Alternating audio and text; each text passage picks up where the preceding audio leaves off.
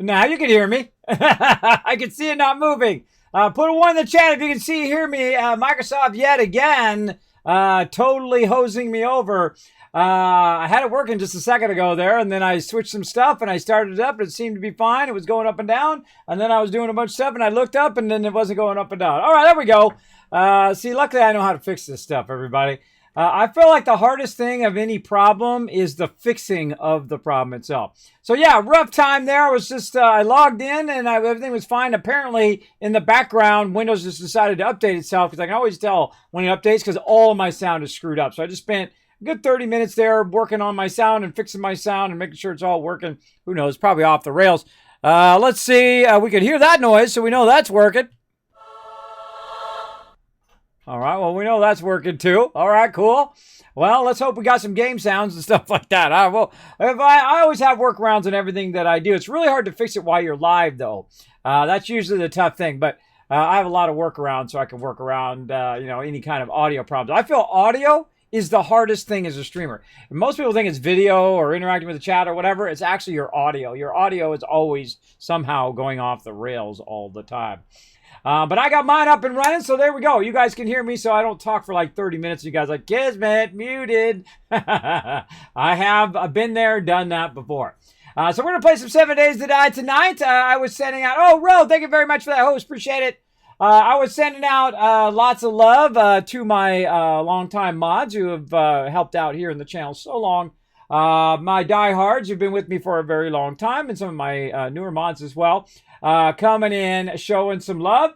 So I made some cool mod t-shirts, some new Tycoon mod t-shirts. Some I was in the works for a long time since I switched over from my other logo to my new logo, this one over here, with the Wayside Tycoon.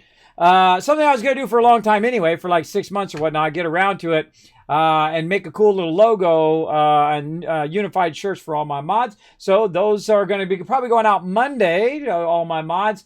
Except for some of my brand new mods, I'm still waiting on their stuff, so I still got to send their stuff out. But I'm going to send them some love as well. A little bit of a thank you for backing me up through the ups and downs as a streamer as it goes. I do appreciate that awesome backing me up no matter what. Appreciate it. And I'm a tough person to hang around because I'm all over the place. I'm all over the place. I'm late. I can't remember things. It's pretty tough. Pretty tough hanging with me, but if you can hang with me, you can pretty much do anything in life, that's for sure. Because, man, I have so much trouble remembering things and staying on track and all of that. Speaking of staying on track, let's say hello to everybody in the chat. I see Sita as the first person in the chat that I see anyway. Thanks for hanging out, Sita. Thanks to Gangsta coming in tonight. We're going to be playing some 7 Days, having some fun as well. Dragon Overlord coming in and said, hey, Kismet. Hi, everyone. Hello, Dragon Overlord. Always great to see you. Top of the evening to you, Kismet. Top of the evening to you, Sita. Thanks for hanging out. Oh, Kismet Army. Oh, that's old school there, Raz. What's up? Good to see you. Thanks for hanging out in the chat. Sergeant Stadenko reporting for duty. Okay, I don't know what that means, but all right, cool. I hope it's not a bad thing I just said.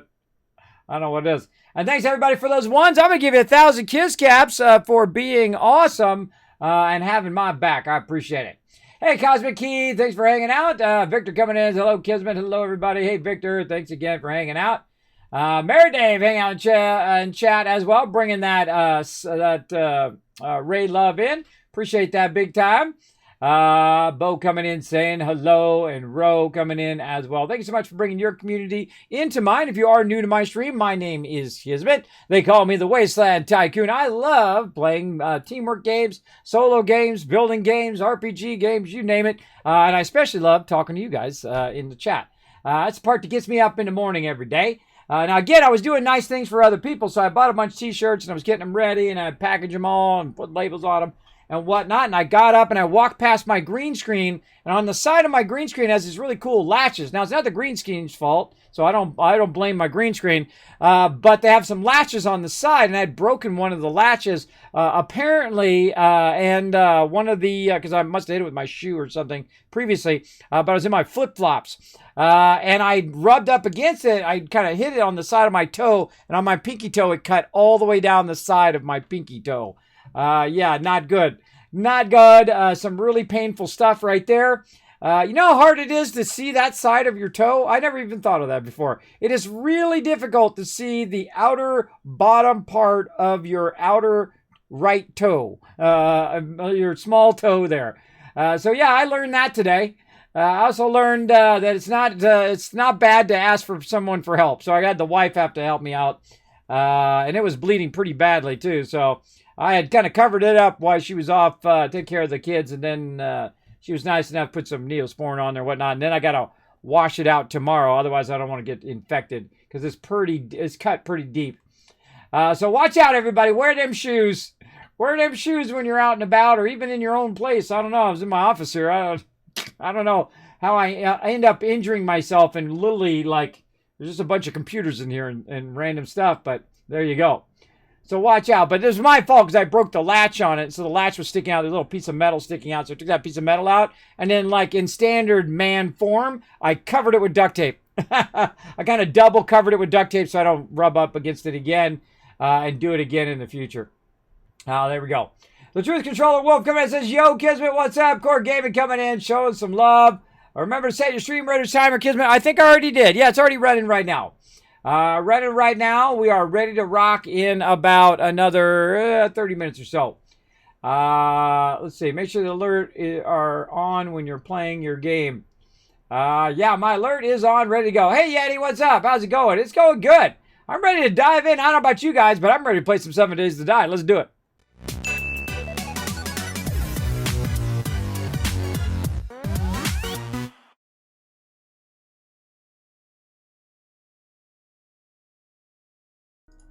There I am. Press the wrong button. One of the things I do before I log in, by the way, everybody, is I always log into the server, make sure the server's working before we get it going. Usually do that way beforehand. Now, we're going to get some Stream Raiders here in a bit. But for right now, we're going to wait until everybody gets into the group. Oh, look at that, Raz, with a massive 34 months of sub love. Thank you so much, Raz. Appreciate the massive support. Long time, old school up in here. Old school support. Let's show Raz lots of love in the chat. Got to meet Raz, by the way, at TwitchCon one year. Happened to run right into her. We're walking around or whatever, and poor Chewy and poor my mods. We were trying to get out of there, and we kept running into people. And I was telling him, it was funny, like 10 minutes before that, because I hadn't really ran into that many people, 1 or 2 people. And I said, you know how it is at TwitchCon. The first day, nobody recognizes you. You don't find anybody. And then all of a sudden, everybody will start recognizing you in a sequence. And that's what happened when we were trying to leave to go get something to eat, which is pretty funny. And we ran into Raz. We ran into a whole bunch of other awesome people as we were running along. Pretty cool. Look at this. Look at this awesome base. We went through and revamped the whole thing. I put these up at the very last minute. Got killed by some zombies. But as you can see, we're kind of cleaning out the area, getting everything rocking and rolling. We're on day 6 right now, so you're definitely going to see some Horde Night tonight. We're going to get that fired up. Now, I'm not going to be running late today. I don't feel up to it. I almost canceled the stream because my toe is killing me right now.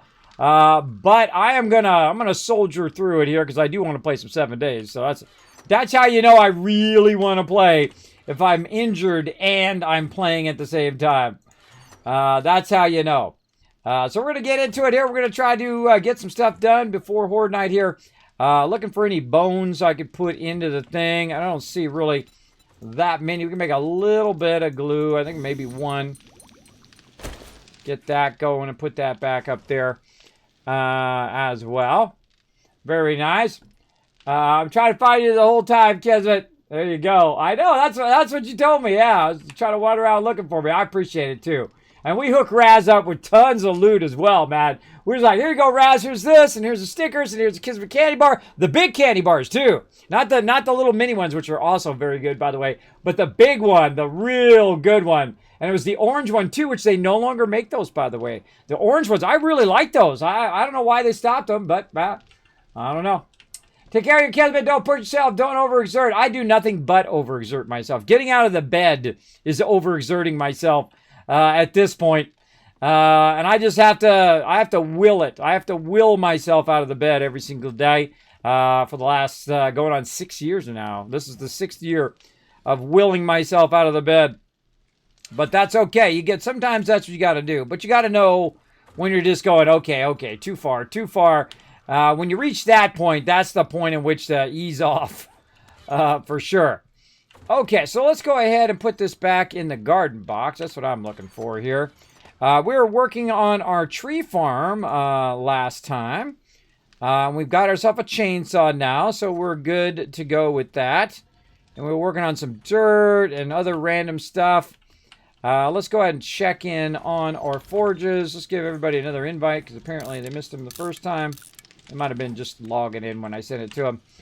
And let's see how we're looking here. Oh, looking good there. All right, this should be doing nothing but forged iron. Looking good. How are we looking on the brass? Brass is shaping up. Let's throw some clay in there. It's not doing anything else. And then we'll get it. Now, this is the first thing I do every time I log in. Is to optimize all of my forges. Make sure they're doing something. Because otherwise they're just burning fuel for no reason. And I don't like that. I don't like it when they're doing nothing. Because it's very, very inefficient. Now, we've already got motorcycles and I think flying vehicles, right? Didn't we get that last time? Sometimes they all run together, so I forget what's what with what. Last time we had motorcycles and flying vehicles. This time we're on mini bikes. We're on mini bikes right now. I can see it got one right there. So we did mini bikes and all of that. Let me send Annie on an invite. We did mini bikes and all that. Like day 16, we had flying vehicles. So I can't wait to see how we do it this time. We're on day 6 right now. We've already got a chainsaw. We get an auger. We'll really be styling. Yeah, push yourself beyond pain. That pain is nothing. I mean, I cut it pretty deep and it hurt pretty bad. But I tell you, that is nothing. Those kind of pains anymore are nothing to me, because I've had gallbladder pain where I've literally passed out from the pain. I don't know if you've ever passed out from pain. And it overwhelms your brain. It is so incredibly painful. That's how come you pass out. Your brain finally says, okay, that's enough. Bye-bye. Boop. And then out you go. I've passed out over 400 times because I was so stubborn and I didn't want to get rid of my gallbladder. I didn't want to have it taken out and whatnot. And all of that like a fool. I was stupid. Because I thought I was thinking it was going to be a big surgery and all of that. You know, you go in there. They put you under, they take it out, and then you wake up a few hours later, and GG, no more pain. I should have done it earlier. I should have done it right away. I shouldn't have screwed around. I should have, would have, could have. But, you know, you can look back now and say, I wish I had. But, you know, you make your choices in life, right? You make your choices, and they're going to have some repercussions over time. Now, it does come with a cost, though. Since I have my gallbladder out, I can't eat, like, bacon and spicy foods at all. And because I have my vertigo, I definitely cannot drink alcohol anymore, because I fall down before I drink the alcohol. I'm already pre-dizzy. I don't need to drink alcohol to get even more dizzy. No, that would actually be very dangerous in my part, because I could fall and really injure myself badly. So yeah, we're just getting started in this playthrough. But look how much we renovated the whole thing. We opened it up. I put some round supports in just because it looks cool. I plan to replace this one over here too, I think, at some point. Actually, I think I'm going to put it right there. I put a nice little round support there. Then maybe one under patterns there. Maybe just right where raw food is. I don't know. I'm still thinking about it. But we need to focus on what needs to get done. Now, what I've done so far is worked a bit on the base. Let's go up and see how that tree farm is doing. Take a little peek. Way up here, we were kind of renovating because this house has been burnt down. So we went and we took the whole top of the thing off. Ro came up here and took it out. And then I came in here with Ro and we put our tree farm on the top of the house. Which I think is really cool, because in the long run, right here, you can actually see this from down below. And in the long run, if we play it, if it doesn't get glitched out, which hopefully it doesn't, because now we're on stable. On stable, we're going to keep the playthrough a lot longer. And then we're going to put some glass on the top so we can see when the trees are grown from down below, which would be pretty cool. Then we can come up here and we can cut them down. Also, we can put a garden in between the different stuff here. One of the things that I definitely thought of last time, which is really cool. And we're doing a test right now to see which one's the least annoying while it's growing. And apparently there's 3 types. I had forgotten the other type, but there's pine trees, there's oak trees, and then apparently there's spruce trees in the winter biome.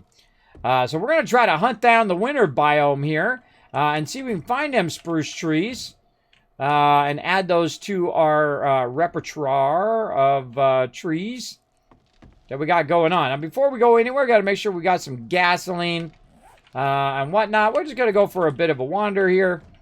Best time to wander, by the way, nighttime. And you're like, what are you talking about, Kismet? The zombies run at nighttime. True, but they don't run faster than your moped. So that's the best time to wander around because usually running POIs and doing all that stuff at nighttime, very, very dangerous.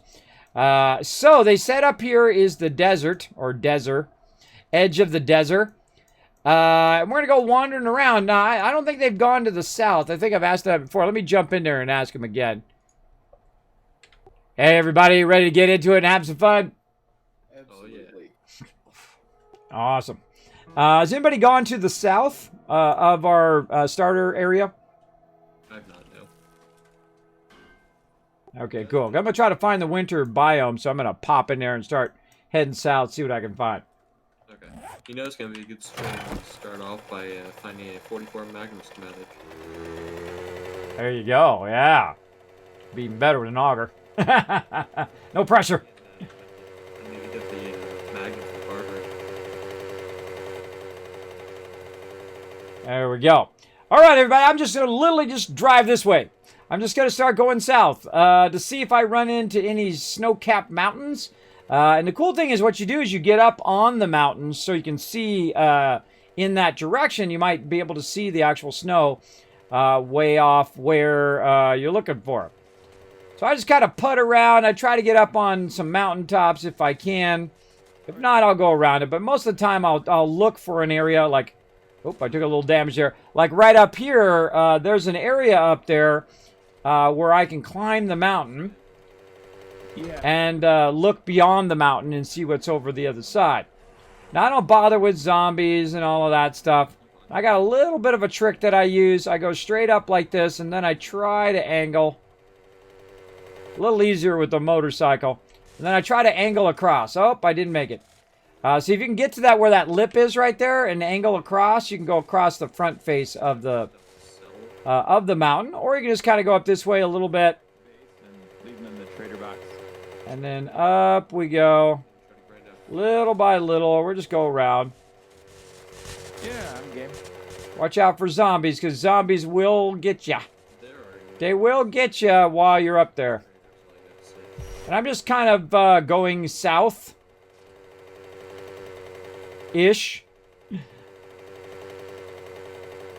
Again, see, when you start to slow down, go at a sideways angle. That red hair on my guy. There we go. Okie dokie.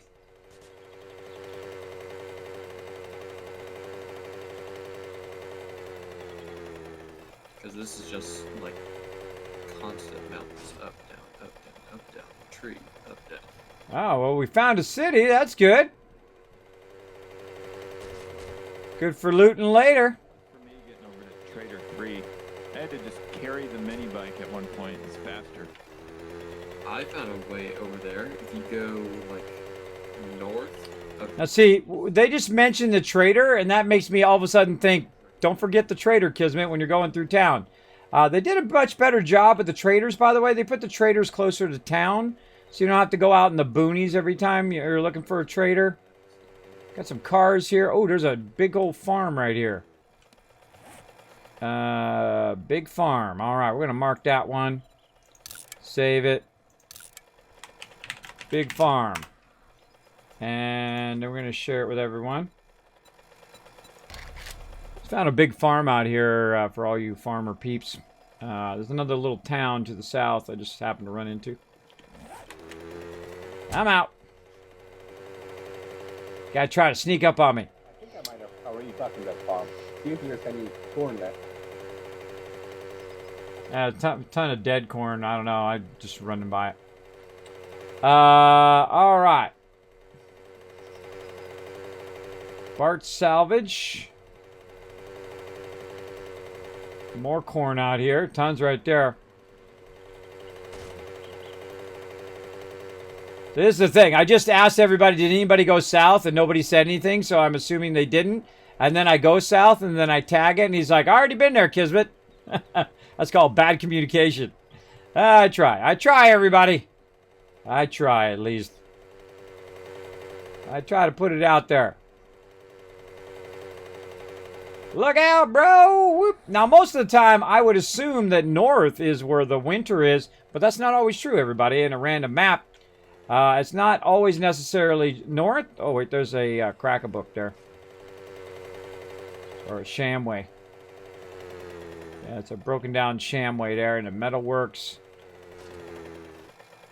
Is that worth tagging? Probably not. So I tag larger POIs or points of interest that I feel like my peeps might need. Don't really see a trader over here, but I could have drove past it. You know, I could have not been really paying attention. And so I'm just going to explore a little bit. JW. Huh.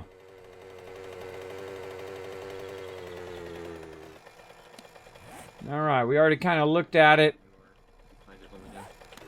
Let's go see what's off this way. My curiosity sees that this road keeps going way down here. No, that city's too small. Oh no, dead end's right there. Turning around. Alright, that's good enough. So my kind of mission is to see if I can find the winter biome, to find the spruce trees, but also to find the snow. Now the great thing about the snow is it gives you basically infinite water, and you don't have to keep running over there to get water all the time, which is pretty fun. It's also fun to build your own little water container or your own water tower, and then go collect the water. They did say in one of their dev things that that's one of the big things they want to work on in the upcoming releases is the water. I feel like really that's all that, other than storyline, the water is the only big thing I would say that needs to be upgraded and made so it works really well. And heck if I know how to do it, don't ask me. That's their problem. I only play the games. I don't make them. Whoop whoop off the top rope. Boom. All right. If nothing else, we'll find out how far south goes, right? Like what's west of Westeros, kind of like that. How do you get your own server, Kismet? Well, here's how you get your own server, Icy, and you save yourself some cash at the same time. You go ahead and click that button right over there. Go ahead and go to Nitrado. Use my name, Kismet, and get 10% off because, you know, not spending money is making money. Yeah, that's the way I look at it. So, yeah, that'll hook you up with 10% off. You go over there and sign right up. They'll get you a server fired up for you. And then you go in. You can set all the settings however you want, right? Say you want it to be harder. Say you want it to go Horde Night every night. Whatever you want to do. Go get yourself a server over there. Those guys are awesome. Always have my back, and I appreciate that. I appreciate peeps who are great at what they do, right? And that's the way Nitrado is. Nitrado's great at what they do. They go in and make it happen. That's what I like.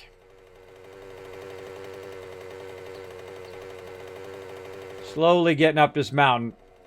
It's a bit steep for my little vehicle here, so I kind of have to go at an angle.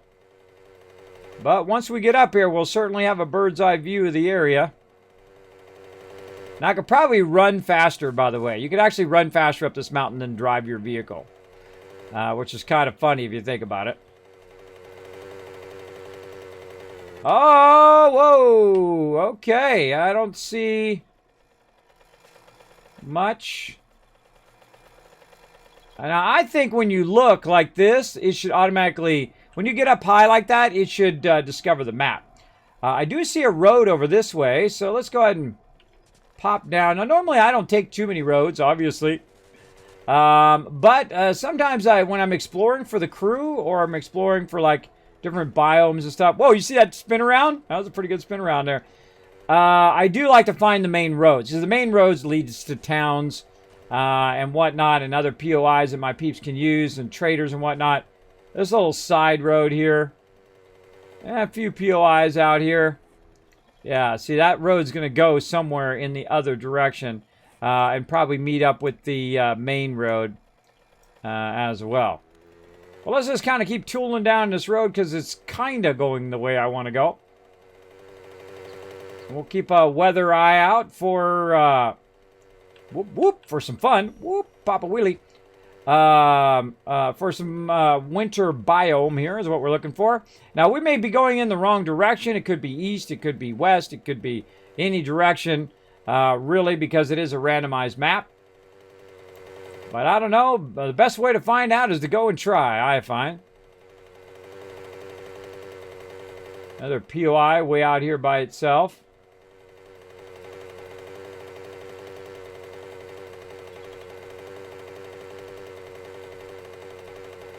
A little bit of a city to the right there. What do we got here?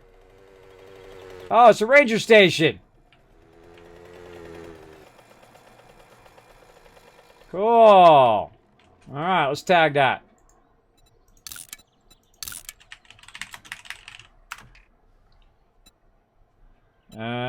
Close enough. Cool, ranger station.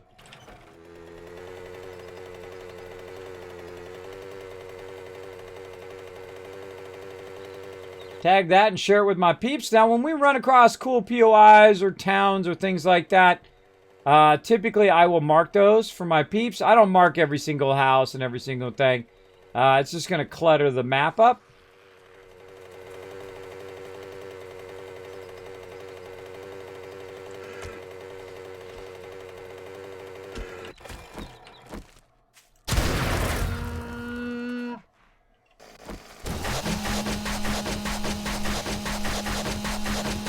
Gotta feed my peeps, everybody. Gotta feed my peeps.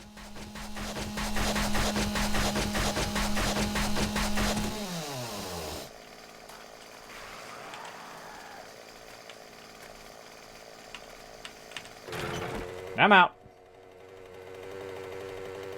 Hasta la later, bro.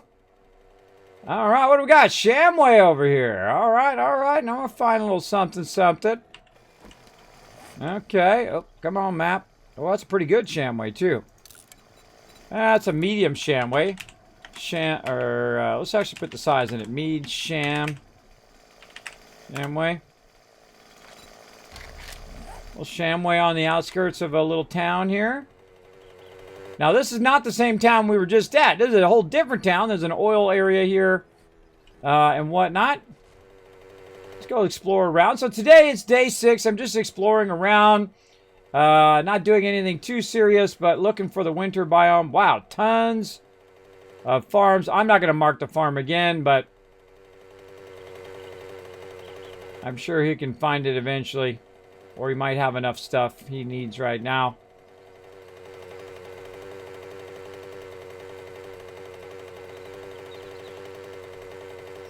And again, I can mark all these places, radio tower and all of that, but point of interest, yes.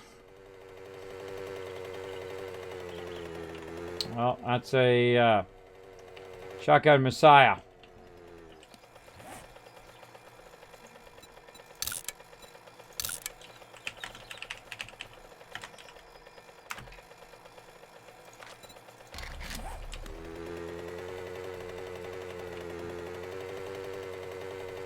All right, we'll mark those.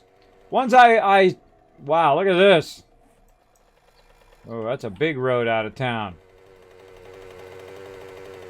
There's some okay POIs out here, but this is the main road going out of town here. Which means this is probably going to lead me to another whole section over here. Usually you can tell which one's the main road, because if it curves, it's typically the wider one. Oh, we didn't find the winter biome, but it looks like we found the blasted lands.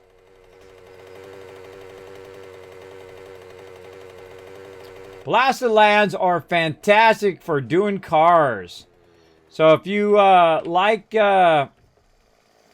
grabbing cars, now there's two different ones. There's the blasted lands. Tell me I brought my wrench. Nope. No wrench. That happens. There's the blasted lands and there's the burnt lands. How do you know the difference? Well, the burnt lands are typically going to be like, you're going to see like little fires and things like that. And the blasted land, you'll see more of this kind of destroyed concrete and stuff like that. It does happen. It does happen. How close are you to your goal, Kismet, paying off TwitchCon? I am that much, right over there. About halfway. About halfway or so, but I really just put it up there as just a reminder that all donations go toward that. I don't necessarily do it or necessarily worry about it. Uh-oh. Gotta stay focused. Gotta stay focused on the game or you die. But I do roll back and look at my chat. Now, if you do have a comment or question for me, my name is Kismet. You can put Kiz, K-I-S, or K-I-S-M-E-T in the chat. It highlights in red, and I always circle back to it at some point. Run overshot with Shoddy and chops the deer with the chainsaw. Yeah, I did. That's how I hunt. Yep, I run them over and then chop them up with a chainsaw. Kismet, look at my highlighted messages. I did look at it. Can I have a team invite? Yes, Korg, you can. Let me get you in, bro. Get you and Ro in. Mad Bomber says, read highlight messages. You don't need to do that. Just use my name and then be patient for me to take a look at it. All right. Let's go. Because it automatically highlights it in red and then attaches it to the top of my chat. So I'm not going to miss it. But if I'm focused on not dying and trying to find stuff, that's the best way to know. And actually, I think I have a link for that, too. Whoa, Birdie! Come on, Birdie. Oh, of course, that's the one that needs to be loaded.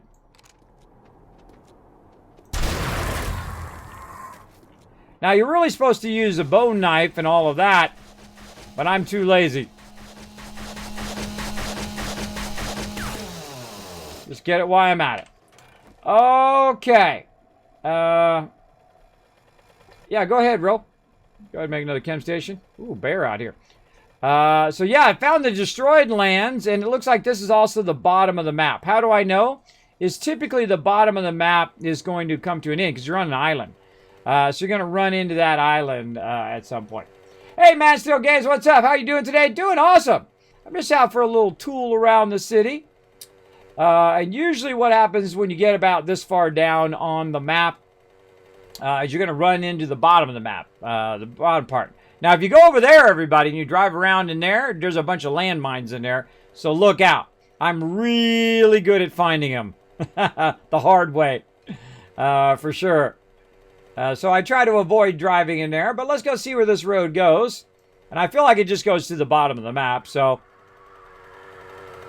a lot of birds and bears out here. I can see them wanting to chomp my face. We're just going to try to ditch them for now. Do a little mob dodging. Oh, he's still after me. Oh, look, there's a road that goes that way. Probably goes to a house or something. Alright, that's it.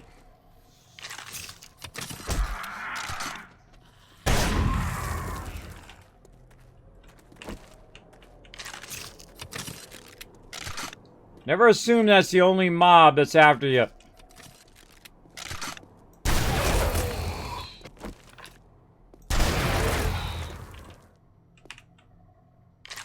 Always reload as fast as you can, too.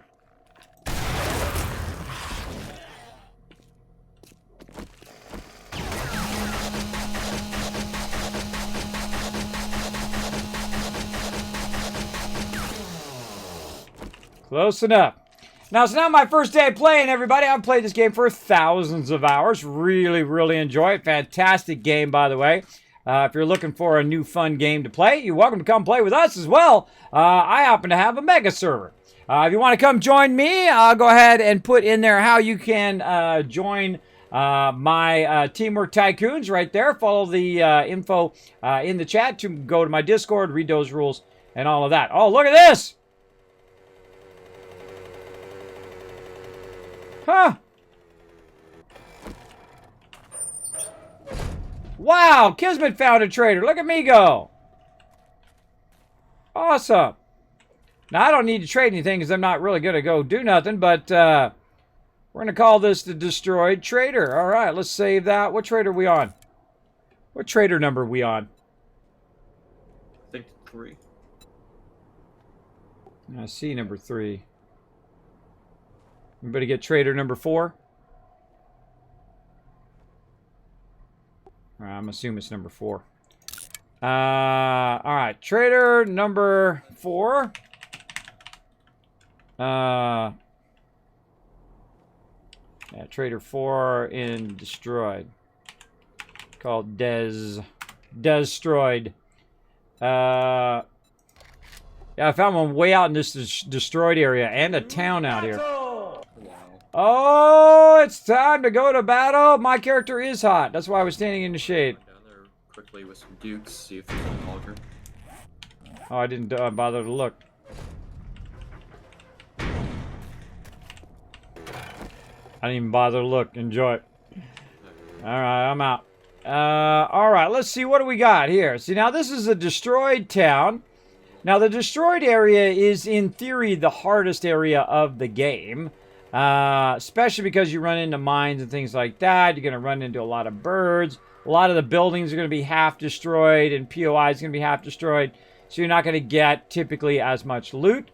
But, man, this is a really big destroyed city. This one is pretty big. Bird after me again.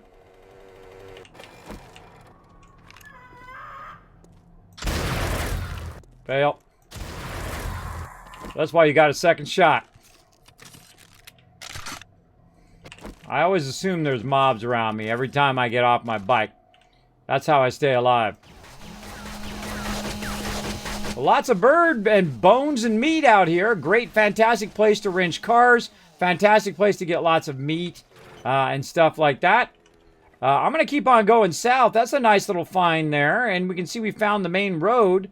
That main road going there. And then this main road going up toward our original area. So yeah, we found some good cities there. Let's keep going south. Maybe we still got a chance at that winter biome. Kind of tool along this way. Oh, it's heading back west. So it's turning me back around that way. So it's probably there's another town to the east. That way. So I am going to just not do that. Because that's a dangerous thing to go through there. And it probably, from here all the way to the end, will probably be nothing but wasted lands. But we can go ahead and try this right here. Later, puppy! We can try this road here and see how far it goes. Because it's probably going to be a dirt road eventually. And see if that'll take us into the blasted land. Nope. No dirt road there. Sometimes there'll be a dirt road at the end of it that you can take. Are you guys all back in the main base city, or you all?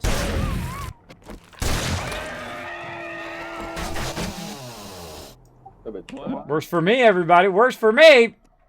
He'd do the same to you, zombie doggy. This wasn't my intention, by the way, to get a bunch of bones and leather today, but hey, you know, if you're there, right? You get it done, and when you get it done. All right, let's go ahead and zoom in on the map and see if we can find any other that looks like roads. Yeah, right there. Looks like a road across there. Let's see if we can make it or if we blow up.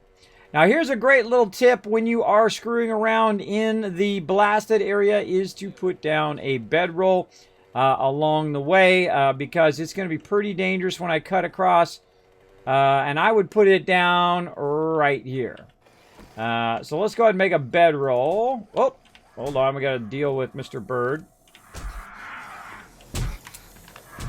Okay, or not. Why don't you shoot, weapon?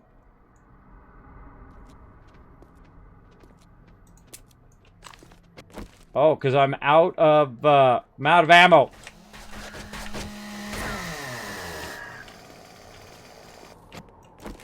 There's also a snake getting me there, too. I was like, what else is getting me? It was a snake.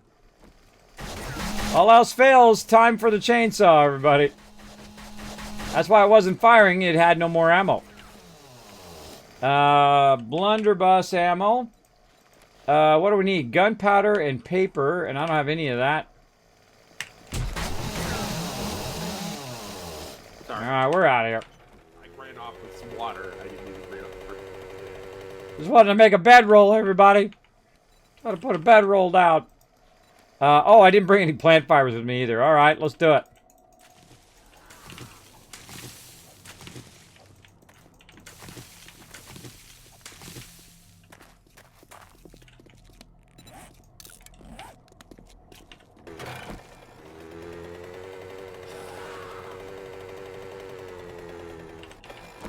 Now, why am I going to put a bedroll down right here? Because if I die, I can easily get back to my vehicle without having to run all the way back to the base because I'm pretty far down here.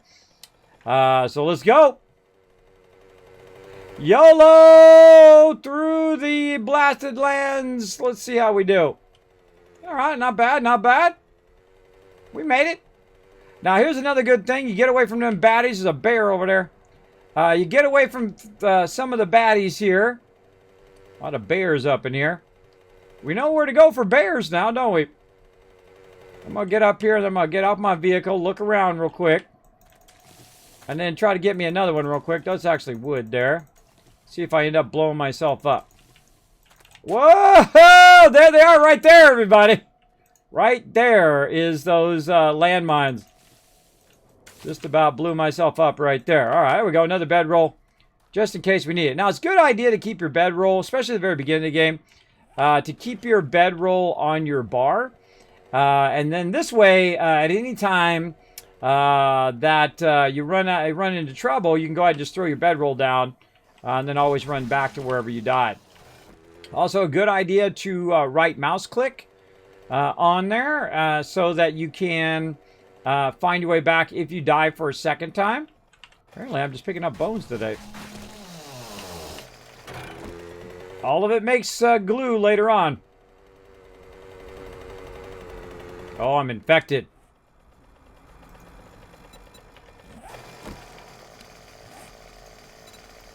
A little bit of water while I'm at it. Infected.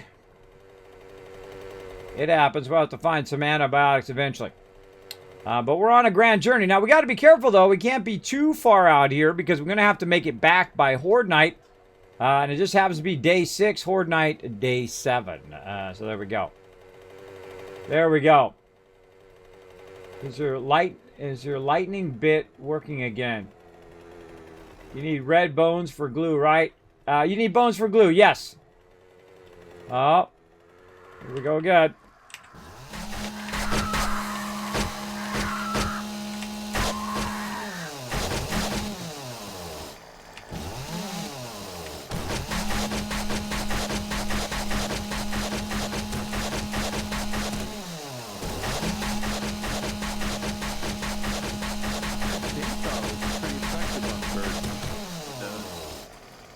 Keeps him at distance. So I brought a backup weapon.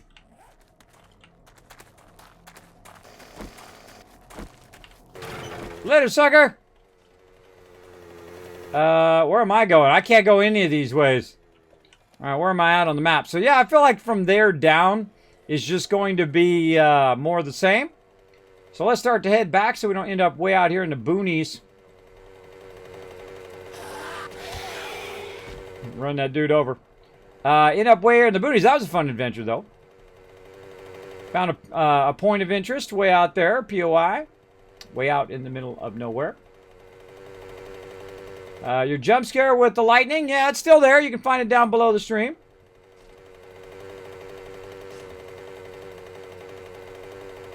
All those bit things are down below the stream.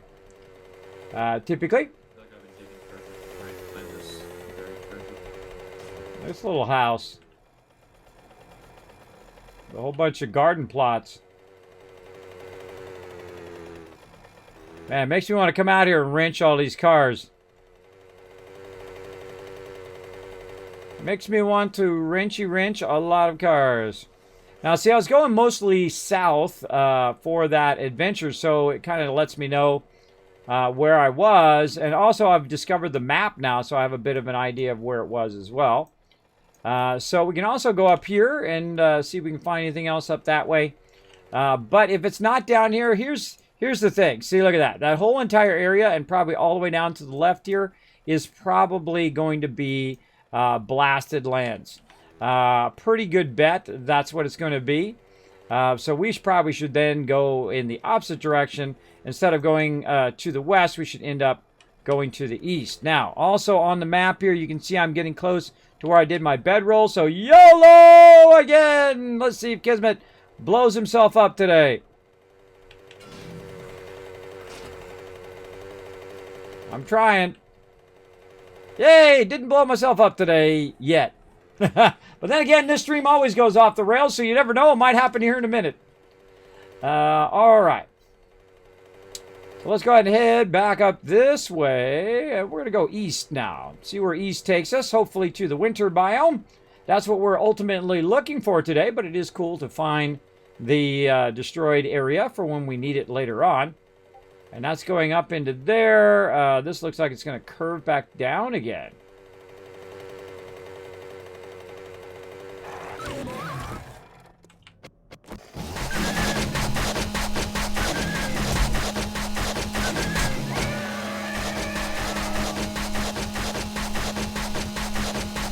We got this going on, everybody. We got it going. And that's the moment I run out of gas. When it last hit. 10 minutes, my leg got damaged too. Bandage myself back up again. All right, let's go. So now it's kind of aiming back south again. But you know what? Let's go see where the road takes us. Maybe we'll run into something else. My instincts are saying follow this road. See where it goes. Kind of going south, then a little bit of east, a little bit of south, a little bit of east. Now, that's one of the funnest things about 7 Days to Die is the building, the exploring, the gathering, and then also the adventuring, which is what I'm doing right now. I'm just out adventuring around. My crew's back there doing quests and other random stuff. Back there at the base. Me, I've decided to get out of the base today since it's almost Horde night and see what we can find. Oh, another trader. Okay, we now do have some food. Be spared. Yeah, there's another trader here. Do we already have this one? Nope. Alright, well, let's go in here and mark it as Trader 5. Alright, I found another trader. I'm going to call it Trader 5. Trader 5. And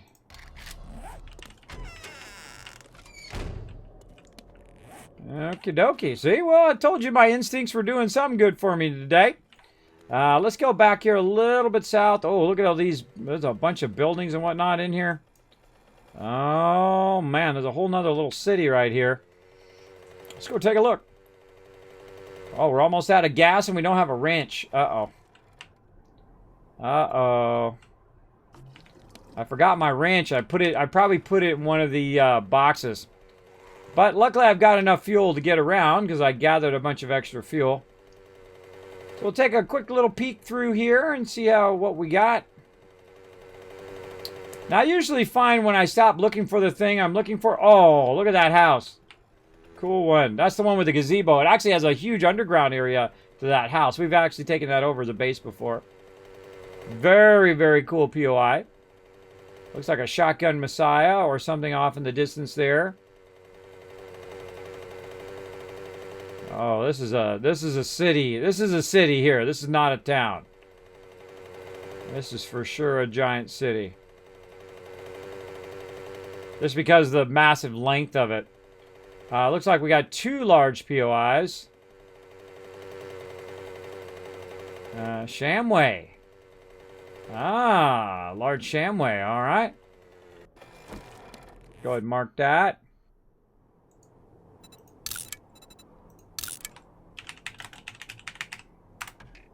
And then share that. Nice.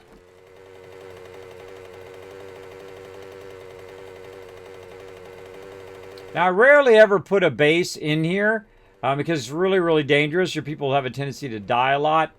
Not to the mobs, but to mines. They usually die quite often. There's our shotgun Messiah. Nice, really large shotgun Messiah as well. Wow, this is a really good town. You get lots of loot in this baby. This one.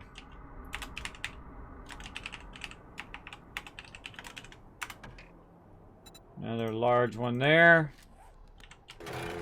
Now this is really great to do when you have like your motorcycle or your flying vehicle.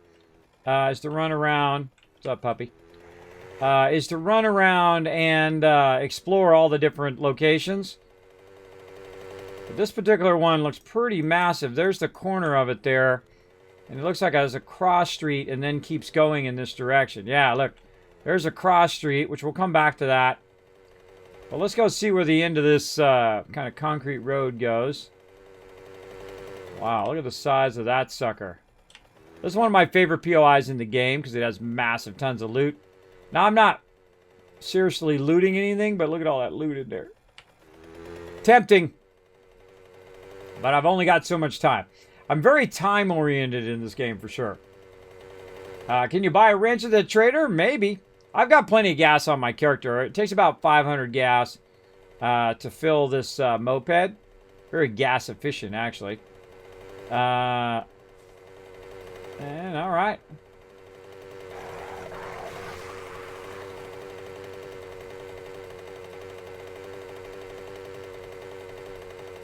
Popping pills there. Probably a crack-a-book right here. Oh, look, a new one. The pawn one. Yeah, crack-a-book right there.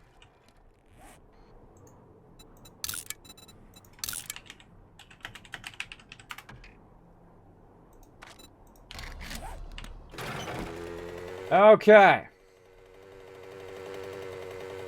So I do a little bit of cataloging. I don't do all of it, right? You got, oh, look at that. Carl's Cars. That's probably a good place to go and wrench a bunch of cars there. So when we're looking for cars later, tons of cars in this area. And there it is. Now that is a city, everybody. That's what you want to find, but in the forest area. That is a very, very large city. But we're going to head out of city here. We're going to go to the east and see if we can find anything else. And again, how much gas we have left? 1,400. We got a lot. We got a good amount. And I could start looking for a wrench by going in and searching all the cars. Usually that's where I find a wrench, is in a car out and about. Or you can try to find it in a sink, is a good one.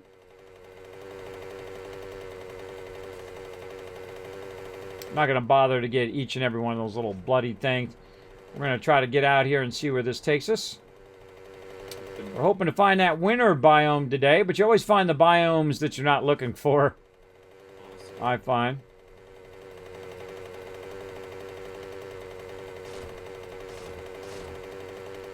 This whole bottom part of the map, by the way, could be the blasted lands. Look at that. Could be the whole bottom side, for all I know. I guess we'll find out. Kismet, what is the update about office chairs? What is this update about office chairs? I don't know what you're talking about, bro. I have no idea what you're talking about. It is the same as crafting coffee, except you add 5 gunpowder. Don't know how that would taste good. It'll allow you to shoot them out. I love running over mobs. They took it out, by the way, at some point. They actually took running over mobs out.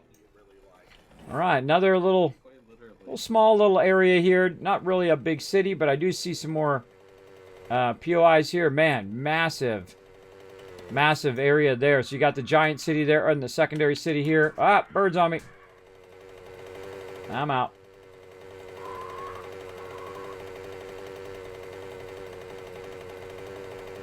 This looks like the primary road right here, so we're going to go back north.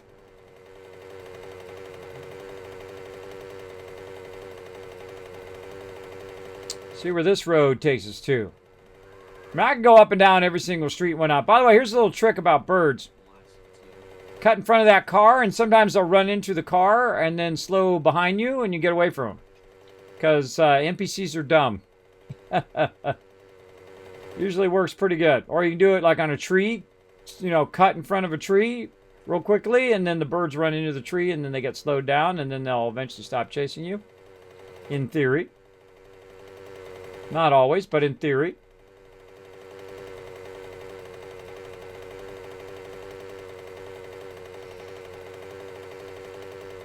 Man, this is a huge blasted lands area. Ah, here's our forest area again. Yay! All right. We're out of that. Okay, so, oh my gosh, I think the whole bottom side of the map, because it's round, by the way. If you notice that this has a bit of an arc to it, if you look at the edge right here, this whole entire area right there and up into here. So this goes around in an arc, right? So that's all that area is blasted lands, most likely. There might be a little patches of other stuff, but pretty high chance that that is the blasted lands. And we're coming into another major road here, and I'm just trying to take this major road and see where it takes me. Get a little sense of the map. Very rarely, by the way, am I ever out of the base before, I'd say day 20. But my peeps have crushed it so much, and I did a lot of upfront work on the base in the first like 3 or 4 days, which actually put us a little bit behind on some things, but way ahead on the actual building of our base. So I don't have to sit in the base. I can just go and explore around for a little bit and see if I can find this winter biome. Now, if it's not to the south, guess what? It's probably going to be to the north somewhere. It could be way off to the further east. We'll see. But we're just going to follow this major road and see where this major road takes us. And as we go through stuff, we'll see that there's a little bit of a town there, a little bit of a city there for us to explore later on. That's typically why I just take the major road, is that you'll intersect with the city a lot. See, nothing following me. Let's check this, see what we got. Yeah, I got a pipe in there. I could repair my things, but I couldn't make it. Now, again, we go around. We could be looting all this stuff if we wanted to. Not really doing much looting right now. Water tower over there. Yeah, a little bit of a town there. Not a major city though, because you see all the high rises. If it was a major city, you would see the high rises. Now, sometimes it's hard to see, obviously, because the trees are in the way. But I do like to wander around and explore. It's pretty fun. Meep, meep. Exactly. Hey, Django Fett, what's up? I heard something about an update to office chairs, but that was it. Nothing about it. Oh, I have no idea. I kind of glanced the patch notes. I don't typically read them very detailed. I just glance at them, usually. If I see something, I'm like, oh, cool. That's a cool change. Then I might remember it, but probably not. High chance not. High chance I am not going to see it. So yeah, look at this place. Now this is looking like a city here. This is a big, big area. Coming into a city, potentially. Kind of a bit spread out, but there's a little bit of something that way. Whole bunch of buildings that way. This would have been a great starter area here because there's just so many buildings close by to loot. I just kind of glance around and see if I see any large buildings, right? Oh, like way over there. Another Shamway Foods way over there. Let's go tag that real quick while we're here.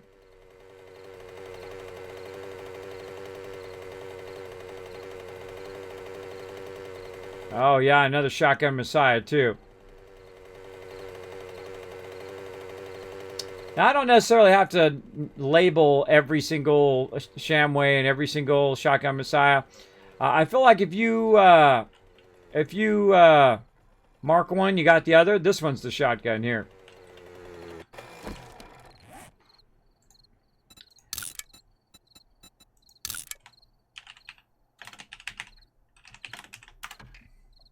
And I ran out of gas. Can't chase my bird. Leveled up. Okay, so we looked at that. Now our major road came up from the south, and then it's cutting to the west, which is most likely going to end back up over here to this place to the south. Now there might be a road over here somewhere, or a road that comes from over here that connects us all together, but it doesn't really look like it. It doesn't really look like there's not much connecting from here to here, but this road probably goes out and stops right to there, which means there might also be a town up here. And we'll take a look here in a bit. For right now, we'll just hang a right and just kind of go straight up and keep looking across this. This is a really good area. Kismet, I've got something. I've got you some antibiotics. Did you come all the way out here to give me antibiotics? Where you at? Oh. I'm okay for now. Thanks. Yeah, I'm okay, Court Gaming. You don't have to come all the way out here and hunt me down. It's okay. I'll be fine. Yeah, I'm just out exploring, and I'll probably end up dying at some point anyway. So no biggie. No biggie. Chainsaw.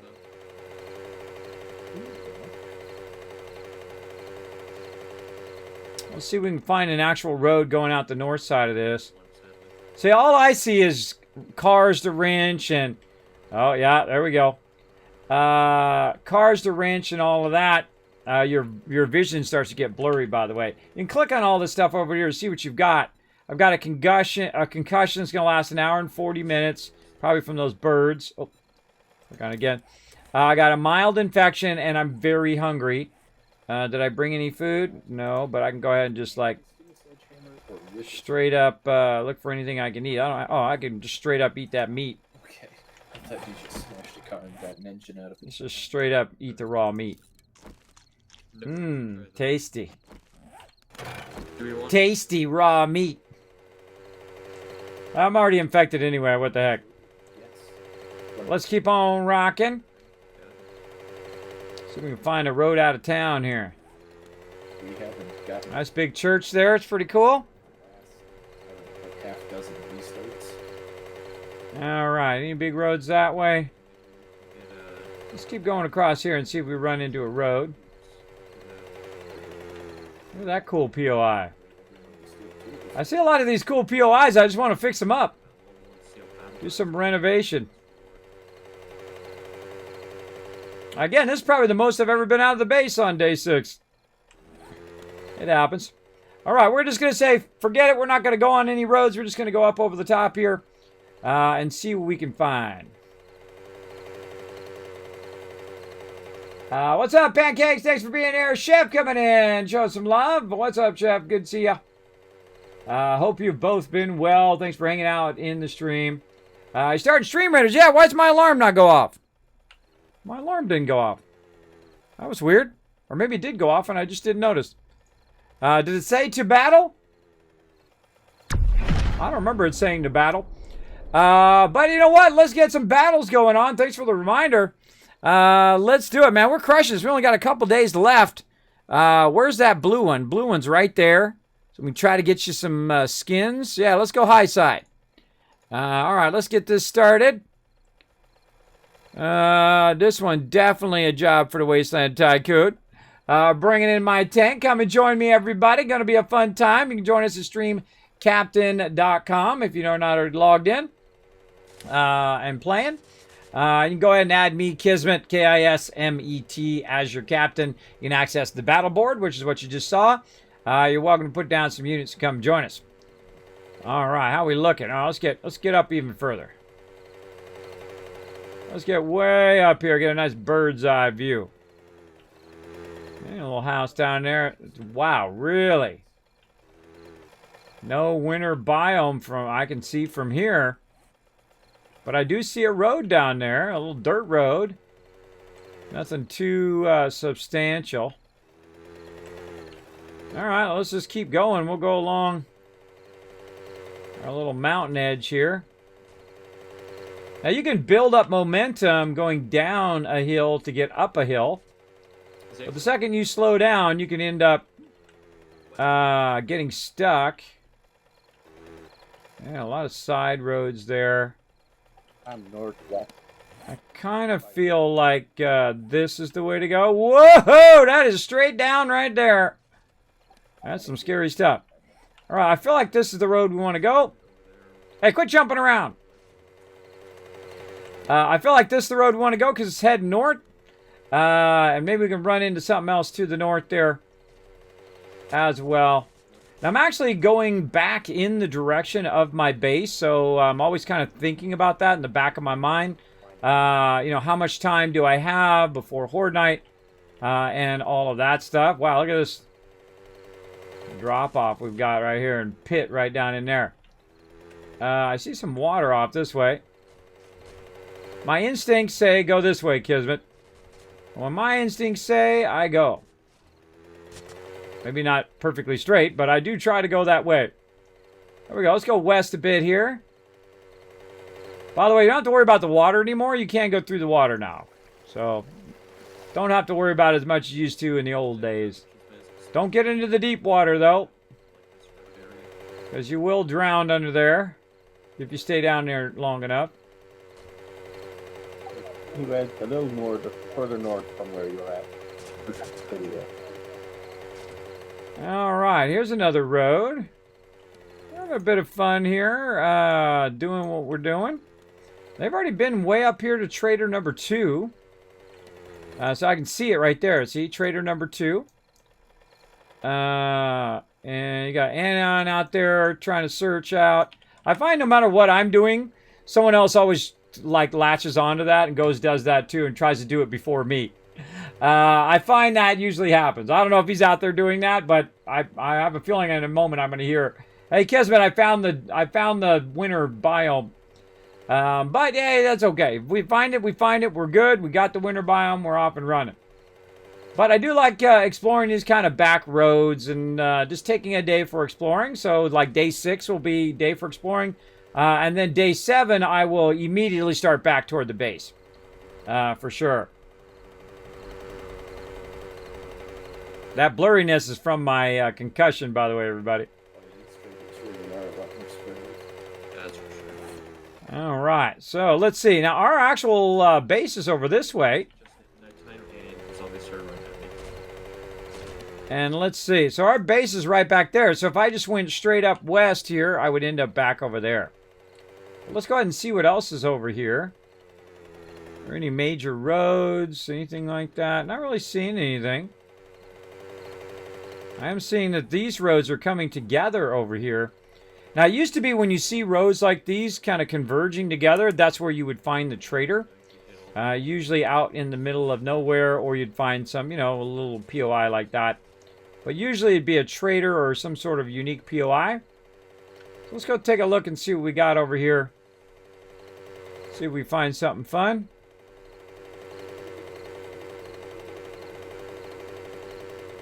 Ah! Look at this. Fire post number 60. Alright, let's mark that.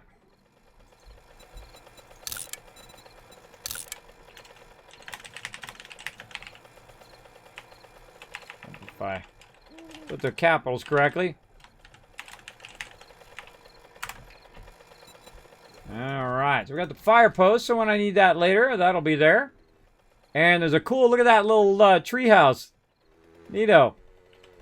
Neato, neato. Alright, now I want to go back along this road, because I see this road's going to the north. And so we'll keep on wandering around.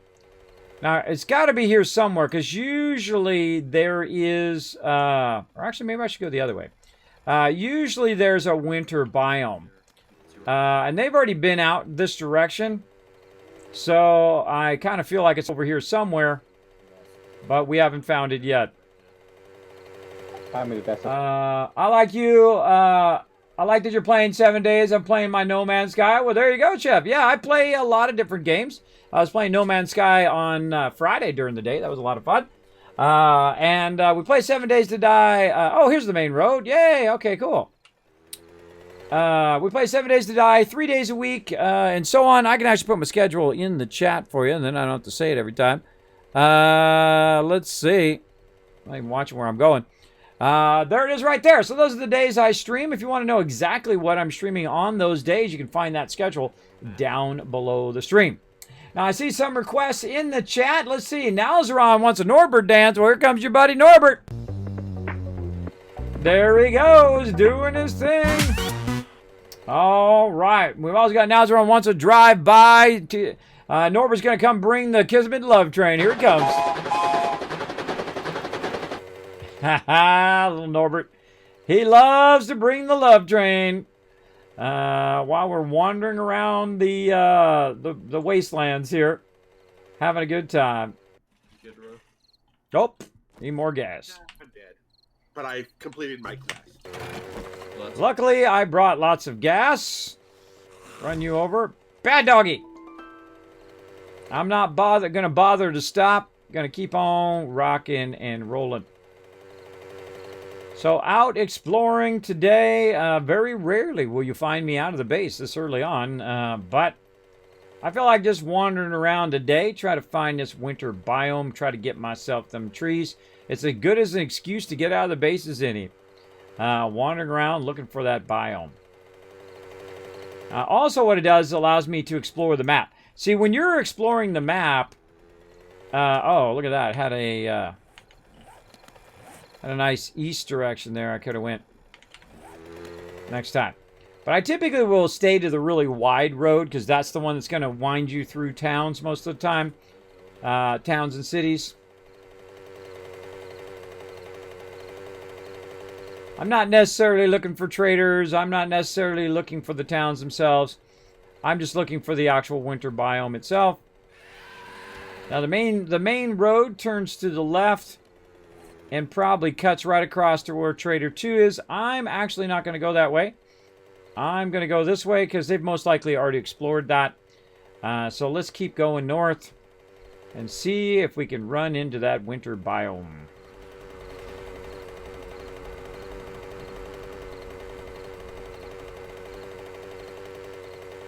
Big boy in the road. Look out, big boy! It actually slows down my vehicle now when you hit those big boys. Pretty funny, because it used to be you just hit them and they go flying, but now you bump into them and it actually slows your vehicle down. Kind of funny. Kind of funny. Let's get up there. Let's get her done.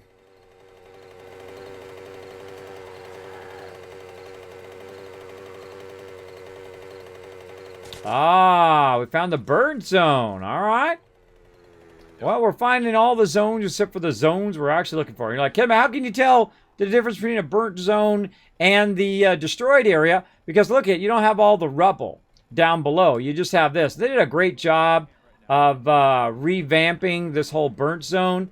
Like, watch this. Check out the texture of the trees now. Over here. Look how cool that is, man. They did a great job. Look, we're into the moon, too. By the way, it's also night times and zombies run, so you don't want to be out too much like that. But now we found the burnt zone, so all right, now we're getting somewhere. So let's just keep going, see where it takes us. We said day 7. Okay. But it is day 7 here, and let's see how far away we are. I think we could probably make it. I'm going to go ahead and just mark the edge of the burnt zone.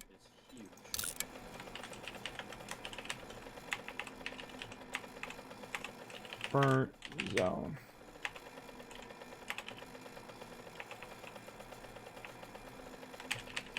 Cedar, were you the one that said you're camping the trader? Yeah. Okay. Say what? And there we go. Trading that. Burnt the zone. If you will, transfer. Keep on going. then just traders will All the way up to here. Only you can see. So like Now, another trick also, by the way, is to go along the edge of the burnt zone. Or the edge of whatever zone you are, because quite often, whatever other zone is going to circle out, and then the third zone will be there when you have those kind of collide. Great example is like right here, right? This might collide out, and then the... come on, guy. Keep letting go of the mouse. I keep letting go of the keyboard.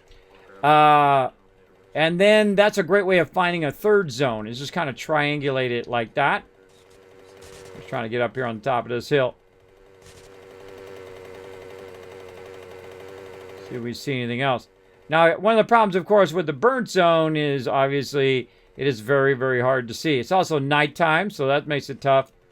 But who knows? It could be a cliff over this thing. It could be water. It could be... Who knows what's down there? Well, that's not going to stop us. YOLO! Down the side of the mountain. And backwards down the side of the mountain.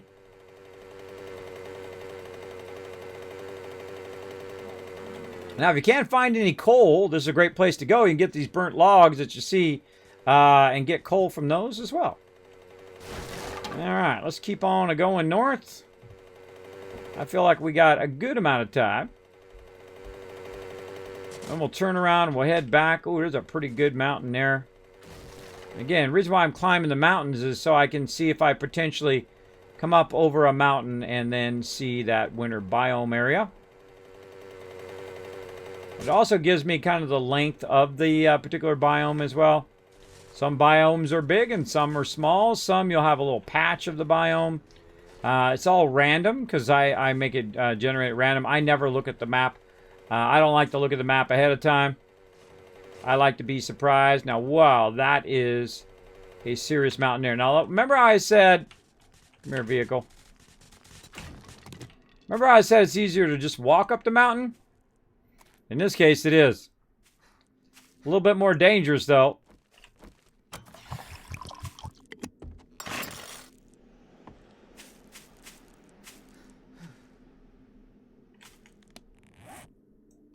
So I picked up my vehicle.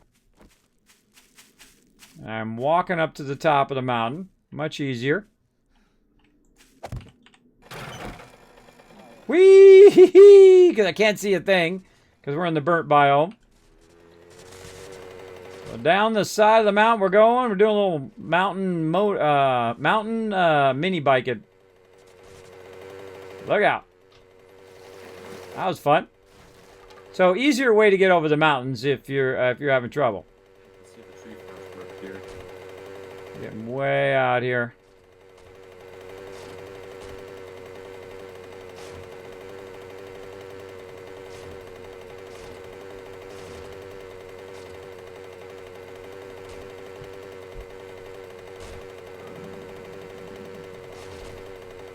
I'm starving. I need something to eat.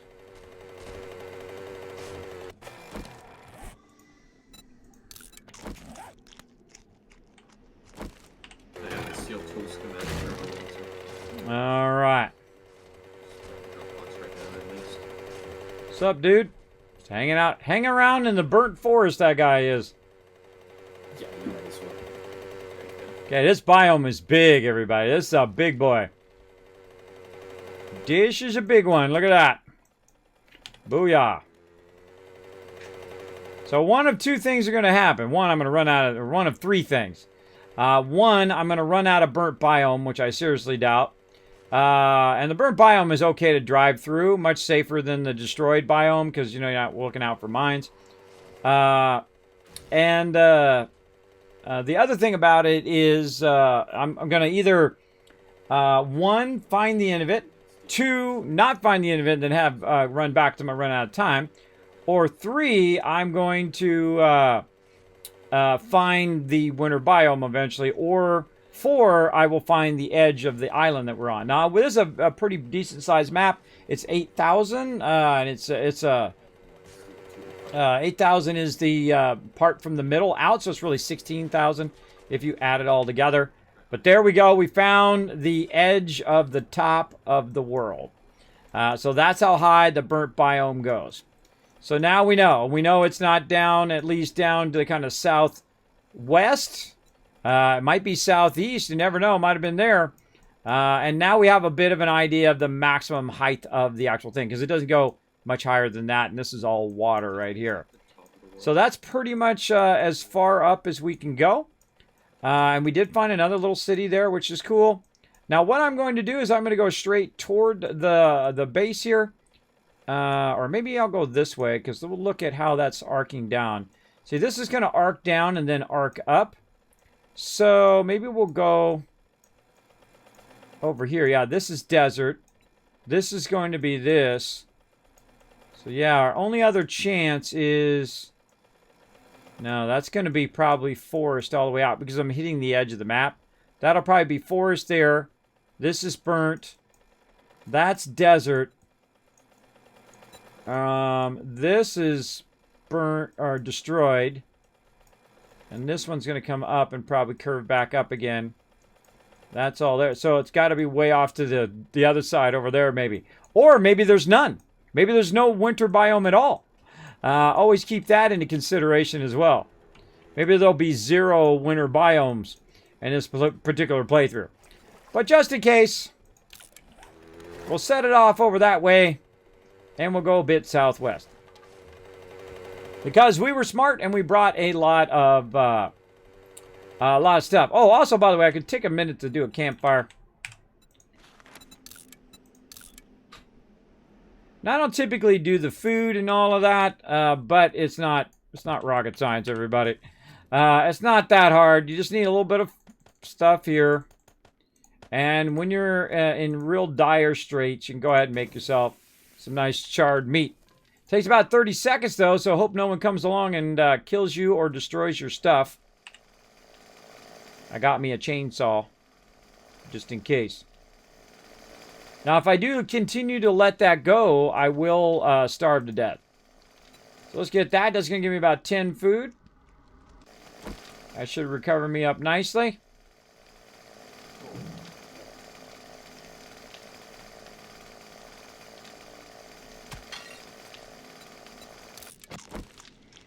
And there we go. And I'm going to actually leave that on.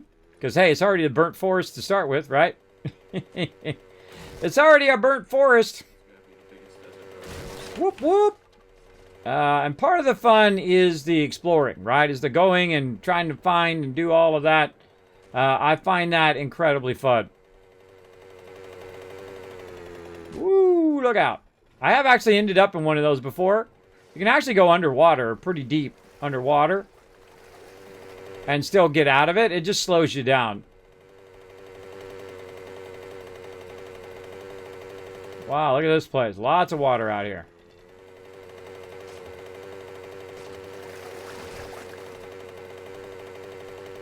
Take a little shortcut.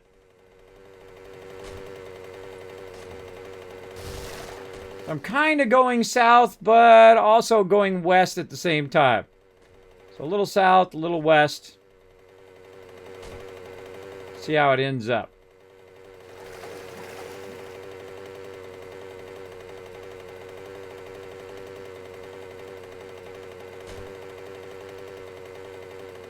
So it's all about taking the adventure, right? That's part of the fun. Going on the adventure itself. Hello, I'm new to the stream. Well, hello there, Lachlan. Thanks for coming in and hanging out in the stream. Appreciate you being here. My name is Kismet. They call me the Wasteland Tycoon because we have lots of fun up in here playing all sorts of different games, RPG games, survival games. This is 7 Days to Die right here. Fantastic, fantastic survival game. Now, the total number of zombie games I play other than 7 Days to Die, 0. I feel like that's probably his biggest compliment that somebody who's a non-horror genre player actually plays the game. Because it is incredibly fun. They put the fun in first. A lot of devs don't do that. Kids are, yeah, we do. No, you don't. No, you don't. You put all the fancy graphics, you put all the latest technology and all of that stuff, and you forgot to put the fun in. That's why nobody's playing your game right now. You got to put the fun in first. Always do that first, and then I will shout your name of your game from the mountaintops. All right, going west. Go west, young man. Well, go west, not so young man anymore. All right, so we're going across the zone pretty well there. It's like a lot of. Do you notice it looks like a lot of like gas or something going on, like that green, kind of green mist. It feels choppy though. It's spiking to like 70 and jumping to 40. Now here's the greatest thing about this game. is if you die, all of your ills are fixed. Just like in real life. If you die, basically, boom, you don't have any radiation anymore. You're not starving anymore. None of that stuff. But I wouldn't suggest it. I wouldn't suggest it if you don't have to do it. Now, I don't mind if I die. I don't really care. It's okay. I'll just respawn, go back, get my stuff, do what I got to do. And I do have a bedroll on me in case I do something too crazy or tons of mobs get on me. I'll try to put it down. But also, I don't have anything in my bike here. So if we were to lose the bike itself, no big deal. I got some stuff on me here, but I got most of everything that I really worry about is in my bar down there. Because it doesn't ever drop my bar. I don't like it when it drops the bar. It's just tedious to go back and put it back where it was and all of that. Not as fun as just having it do it for you. All right, man. Well, we actually made it. We actually made it to that thing. I didn't think we were going to make it. I thought we were going to be midday by the time we got there. We got plenty of time. Let's keep going. Let's keep going west and see where west takes us. Now, what you're hoping is that you come over one of these mountains, right? And all of a sudden, boom, it's nothing but snow. And that's what we're looking for, the snow biome. We haven't found it in this playthrough. We found it many times before. I have literally thousands of hours in this game. For all you new peeps just coming in. One of my favorite games of all time, and it cost me $10. I don't know about you, but I like to get the most out of the money I spend on games. And this is one for sure. Talk about return on your investment, bro. Thousands of hours for $10. That is almost like ripping them off. But I greatly appreciate them making an awesome game and not being scumbags about it. With all that scummy microtransaction stuff and all of that. They just make a great game. I appreciate it. Old school.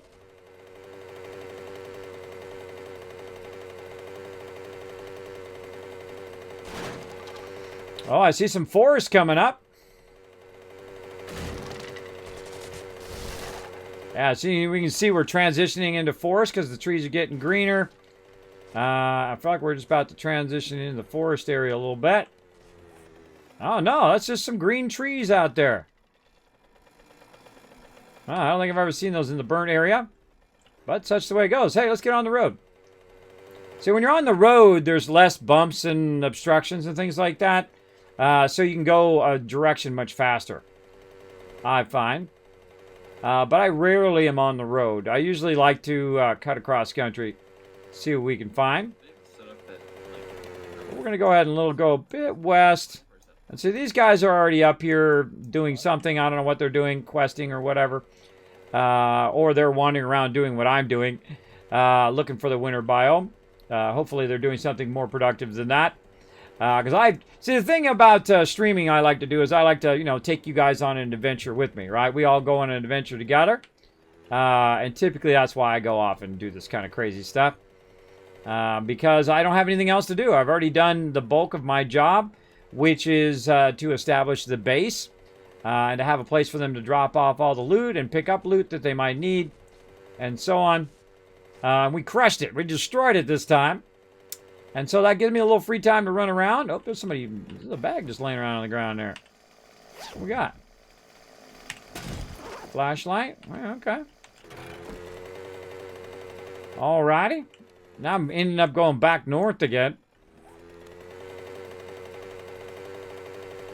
Trying to see where this biome ends. Now, it's really fun to do this, by the way, what I'm doing right here, which is adventuring. The best way to do it is with a gyrocopter. You run around with a gyrocopter, and that gyrocopter will make it super easy for you to basically survey large areas of it. I think that, if you can see it, it should survey it within a certain distance, right? If you get up on top of a mountain, it should reveal what you're, the basin of what you're looking down into. But I can understand that mechanic. They're basically saying, hey, you got to go and go there to really get it on your map. Because that's called fog of war, by the way, if you don't remember old school games. Back in the day, everything usually has a fog of war like that, so you can't just, see the entire map. Because then it just makes it too easy. Too easy. Look at this place up here all by itself. That's a cool little place. I'm going to call it the Lonely Cabin. Now, I'm not going to share that with my peeps. That's just for me. They don't need to know there's a lonely cabin out there. Whee! Alright, so south down here is my base. I feel like a little bit more west. Let's go.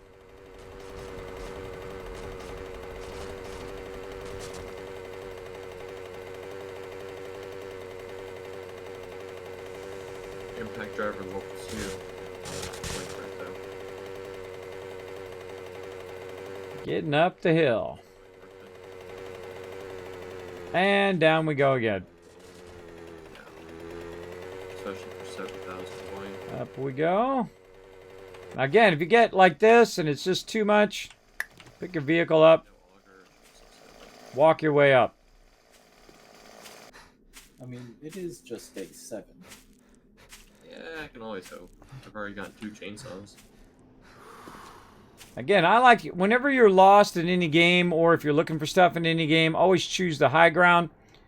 Get up on the high ground and so you can take a look around. Nothing but poisonous areas here. There is a road back that way though that we just saw.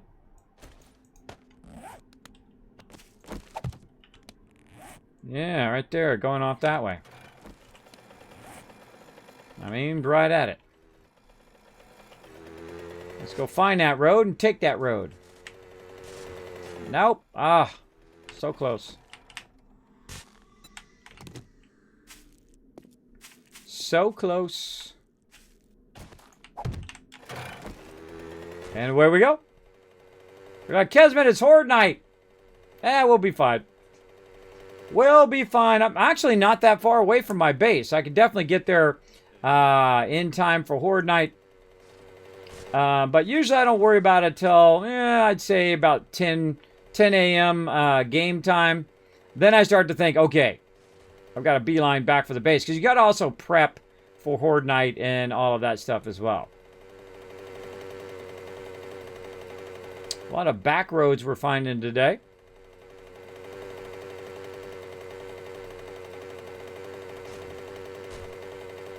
Traveling those country roads, everybody. That's some serious exploring here, man. Hardcore exploring. Cross country is the only way to go. Exactly. There you go. It's fun never knowing what you might run into. Yeah, that's the way I like to do it. Like, you can actually generate a map and then look at it ahead of time. I got like plugins and stuff for that. People always tell me about that plugin, but I don't like to know. I reset it every single time, so that or almost every single time, unless like the server got messed up. But I like to reset the map so nobody knows what it is, right? And that's one of the problems with some of the pre-gens and those kind of things. Yeah, look.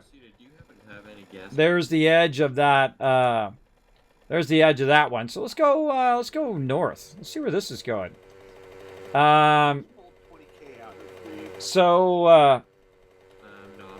so that's why I don't like to know. Like some of them, like the pre-gens and things like that, you might end up with the same one or navigating those. You might end up with the same map.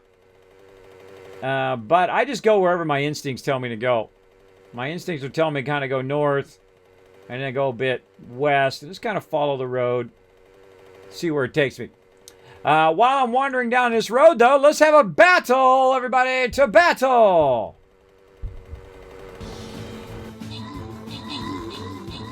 All right, let's see how we do today.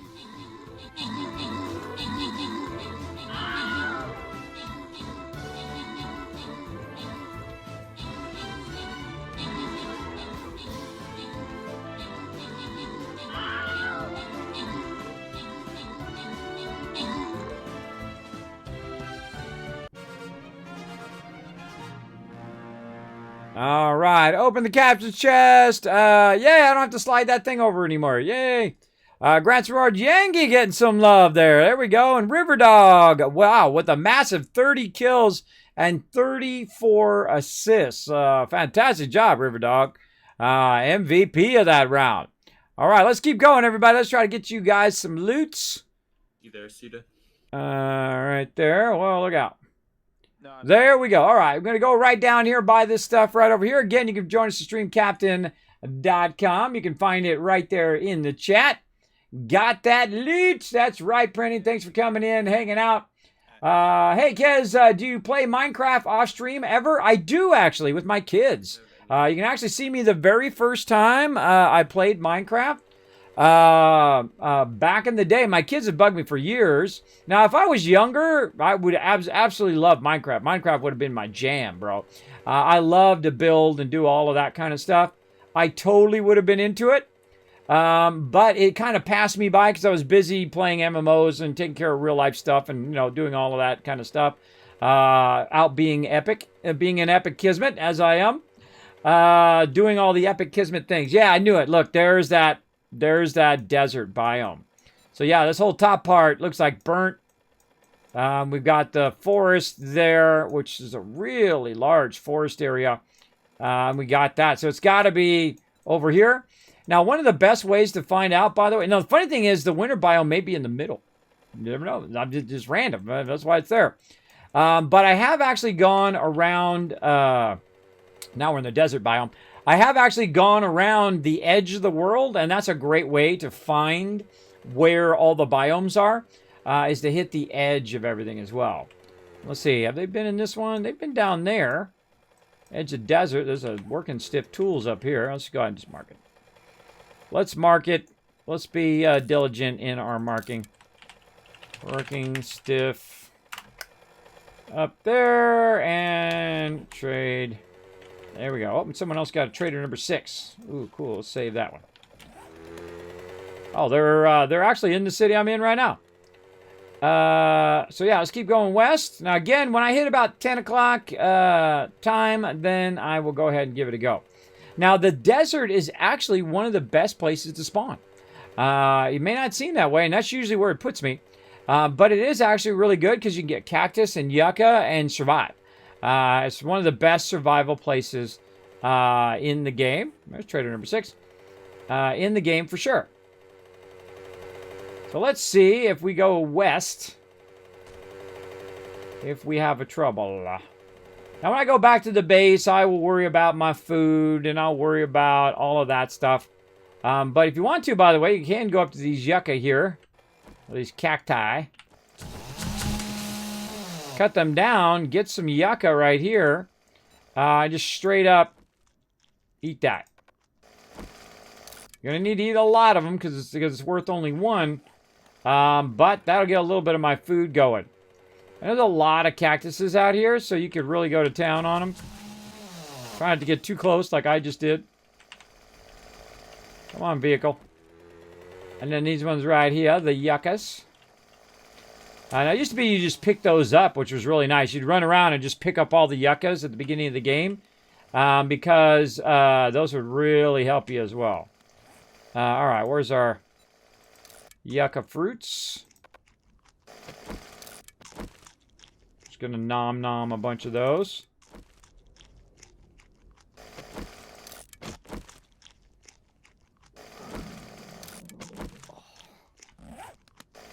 That should get me at least to the point where it's not flashing red.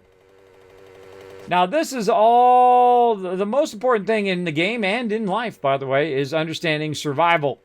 How to, you know, get food and water and all the things that you need. And then, once you have food, water, shelter, then all the other stuff is a cool necessity, like medical stuff and whatnot. And then some of it is just a luxury, right? Like having a moped here is a luxury. It's just allowing me to go a bit faster across the wastelands here. See what I think is a road or water. Look at water in the middle of the desert. How nice is that? That's pretty nice. And so wandering around, doing what I can do. Again, I've found every biome but the one I'm looking for. And that's the way it is with a lot of things in life. When you go look for something, that's when it's hardest to find. Case in point, oh, look, this is the edge of the map, too. Yeah, this is the other side of the map. This is the width of the map. So we've already did the top of the map. And then this is now the other width of the map, because you can see we're headed toward an ocean. Well, let's go ahead and explore it out just a little bit. And then we're going to have to turn around and beeline as fast as we can back to the base. All right, I feel like that's good. And so we've got to get all the way back over here. All right, everybody. You should be heading back to the base for Horde Night. I'll see you there. All right, so now what we're going to do is turn around and stop fuddling around with that. And we're going to turn around and head straight back toward our base down here. Now I'm going to look on my radar. It's up there at the top. And just kind of just aim straight at it. Now, eventually I'm going to run into a town or a road or something like that. That's going to help me, but I'm just literally going to just beeline for it because otherwise I will not make it back in time. It's one of the requirements of the server that everybody is back to the base on Horde Night. If they're not, then they have to log off. And if they don't log off, then they get not invited next time. Because we are a teamwork-based server. We work together. And one of those fun things that we do together is, of course, Horde Night. Very, very fun. Now, again, if you'd like to join us as part of the Teamwork Tycoons, I'll go ahead and throw that in the chat for you. Bam, right there. Feel free to go on to the Discord and take a look and come and join us. We have a big crew on tonight having fun. Read those server rules on the Discord, and it will tell you step by step on how to be part of the server. It's even pinned to the little pin there as well. Very fun. Hey, Kismet, what are your PC specs? That's a fantastic question. Also, another great link I can give you, because I go way above and beyond. Some people just tell you, you know, their bits and megabytes and all of that stuff. But I got unboxings of all the stuff that I have in my studio, what my configuration of my computer is, the configuration of my streaming PC, as well as other devices I have, my Xbox, PS4, all of that stuff as well is listed in there.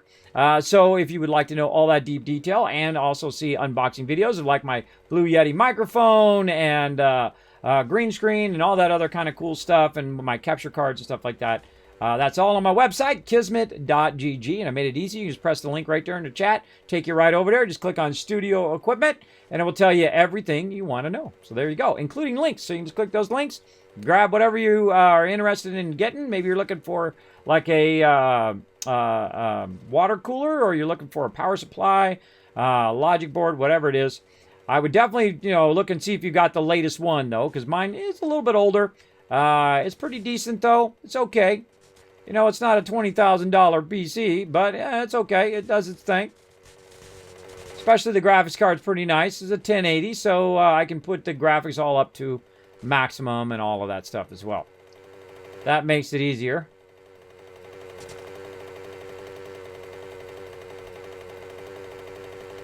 Come on, bro. He's doing a little gunning it. He's gunning it. Gun it, gun it, gun it. There you go. I love how he's got a stop sign. He had a stop sign on. I just realized that. I didn't even notice that before. All right. Yay, I see a town. We made it. It's a nice desert town here in between us and the base. Now, when you get to town, it's going to be a little bit easier because now you've got some roads. Oh, out of gas again. And that's why we bring... Before I go on an adventure like this, I bring a big stack of gas. 2,500, 5,000, 10,000. I always do that ahead of time. And normally I bring my wrench, but in this case I did not. Oh, nobody marked the shotgun or Shamway out here. Maybe they haven't run to it yet.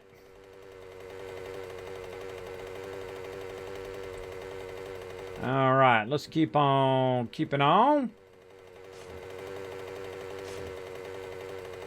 Oh, I just dawned on me. I have them muted. There we go. Trying to talk to you guys.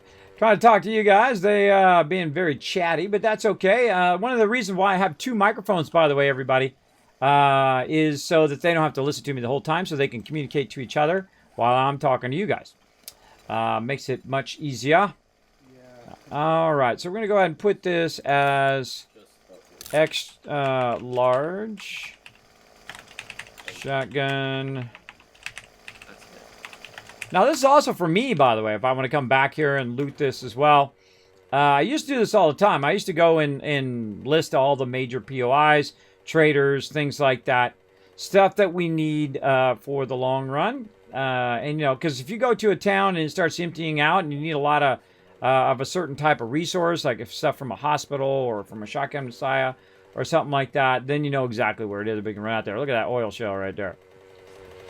That rainbow oil shell. Another city over this way. Cool.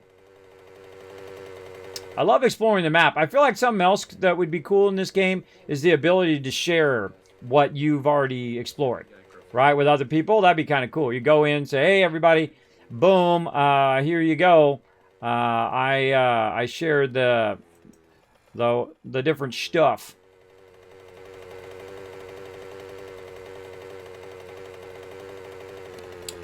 Okay, it's about midday. Woo, mama. We are way out here. No worries. Time to off-road this baby. Through the forest we go. Hopefully we run into a major road. It's okay if we don't. We'll be fine. But the fastest way most of the time between any 2 points is a straight line. The only downside of a straight line is the fact that sometimes... Oh, there goes my headphones. Is the fact that it's sometimes you're going up and down the hills all the time. That's a problem. Also a problem. Oh, look out! Gwen coming in with a massive sub love. Thanks so much for that, Gwen. Show her some love in the chat. How you doing, Gwen? I hope you're doing great. Hope you take care of the IRLs. Hopefully your family is well. Everybody's well as well. Okay, everybody, hold on one second. I gotta go switch my headphones real quick. I'm gonna go ahead and go stealth boy. Watch my character while I'm gone, all right? Make sure he doesn't die. What? Well, my thing's acting funny lately. Okay, I gotta...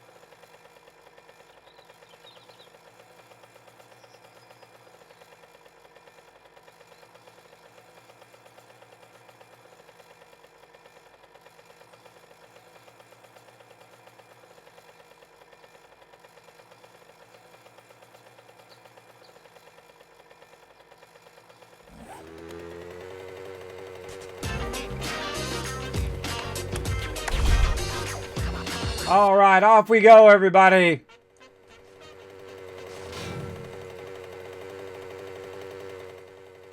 I tried to pair those wireless headphones. They weren't working. That's why it took me so long. I went and got my headphones and tried to pair them in. Whoa, look out! Lonely Trucker coming in, showing some love. 8 months of sub love, as well as the Rubber Hand coming in for 4 months of sub love. Thanks so much, everybody, for showing some love in the chat. Look, we're getting that hype train going. Look at that, 6% more. Some peeps are going to get some emotes. So if you gift some subs, if you gift some stuff out, or you subscribe, or use some bits, you go ahead and unlock that love train and get it fired up. I ain't going the right direction. There we go, this way. We got to hurry up, man. We're way out here. We got a ways to go.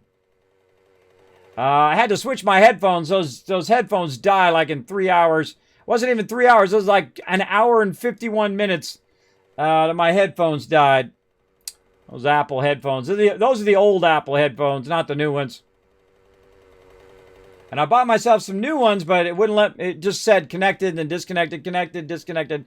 It would not connect to it. So I was just like, screw it. I'll just use my... See, the thing about wired headphones, never run out of battery. Never run out of battery and are rock solid when it comes to usage.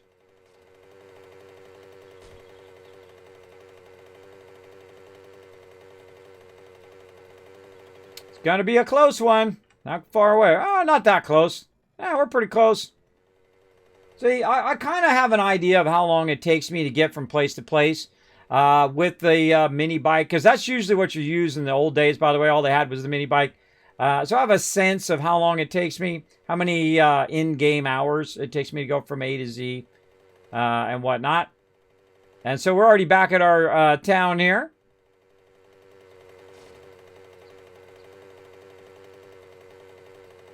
And we're doing pretty good here. Now let's go ahead and see where our base is at. Right over here. Where is it? See, now I put a red mark there, but I can't see the red mark because probably people are on top of it right now. So I'm going to guess this way. Oh, no, they're over there doing a quest. So it is to the right this way, which I also can't see because somebody's on it, but that's okay. You know, that's how it's going to go. We took back over this base, and man, have we been having such the greatest time, having so much fun building out the POIs, and we've done a bunch of different ones that we've taken over and build bases up, but we're not building the kill box until day 14 now. Missed him.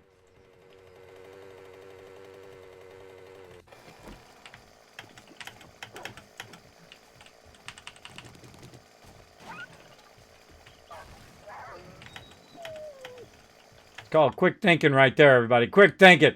You take the frames out so he has less of a chance to be able to jump over. Certainly rocking the bones today on complete accident. Man, we went on a wild adventure. Oh, we don't want to leave this out here on Horde Night. Let's grab that. All right, now I actually have a job to do, which is to build the base here. But we're not really doing too much of our exterior Kismet kill box like we typically do. Oh, that doesn't have a frame there. Like we typically do. And the reason why is because the game is just way too easy. Oh, look at this. Court's been out here cutting this all out. He's putting frames in. Very nice. That's what we did in our previous base. Looks awesome. Looks awesome. Oh, Rogue coming in at the last minute, gifting out some subs. Look out. SGT Morb getting a free sub there. Make sure to take advantage, fully advantage of that sub so that you are, of course, earning those kids caps. Now we got 4 more minutes to push it to sub level 2.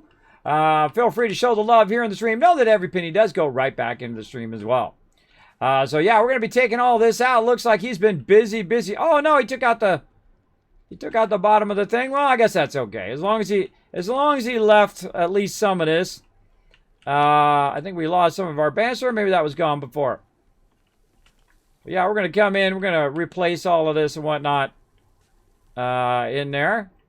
See, I usually leave that, but that's okay. We'll let him do his thing there. Let him rework the front of the base there and have a little bit of fun.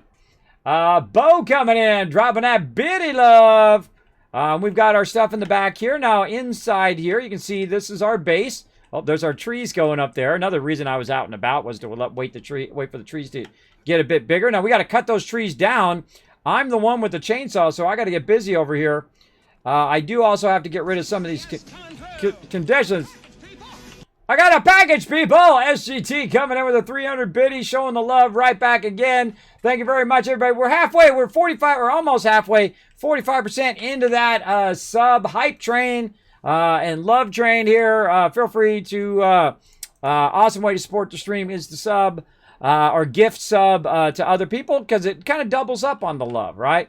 Other people get the gifted sub, which means they have a higher chance of winning the giveaways and so on, as well as it does help support the stream. Know that every penny does go right back into it again, because that's what I do. That's how I go.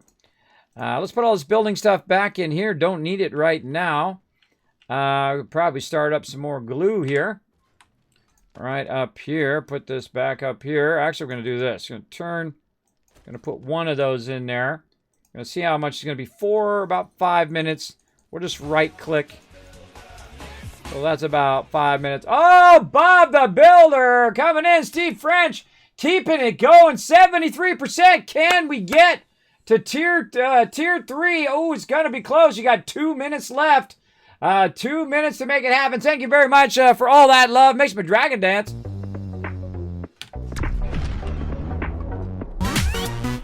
And thanks so much for the follow as well. UB Nashi, appreciate that. Thanks for coming in. Becoming part of the Teamwork Tycoons. Appreciate it. Appreciate it big time. All right, we're going to go and put this all in here and deal with it later on. I could probably put that back, but you know what? We're not even going to deal with it. We're just going to put it right in there. Okay, so right about now, oh, there's that love. Let's see who's getting the love right there. Portia says, Kismet, you know what? I'm going to throw down a tier 1 sub right there. Not even a prime sub love. That's a hitting the subscribe button. Thank you very much. That's a brand new sub, everybody. Let's show them lots of love in the chat. Anytime someone drops those biddies, anytime someone subscribes or resubscribes, I want you guys to blow up that chat with lots of hearts and lots of love, because those are the peeps that keep this stream going, all right? Thank you. I appreciate each and every one of you coming into my stream. Now, I don't have any other weapon other than the blunderbuss, so I got to get busy making me some blunderbuss ammo, or I ain't going to have nothing. Let's get to it. What do we need? Small stone, gunpowder, and paper. Just happen to have an ammo over here, a little bit of gunpowder in there.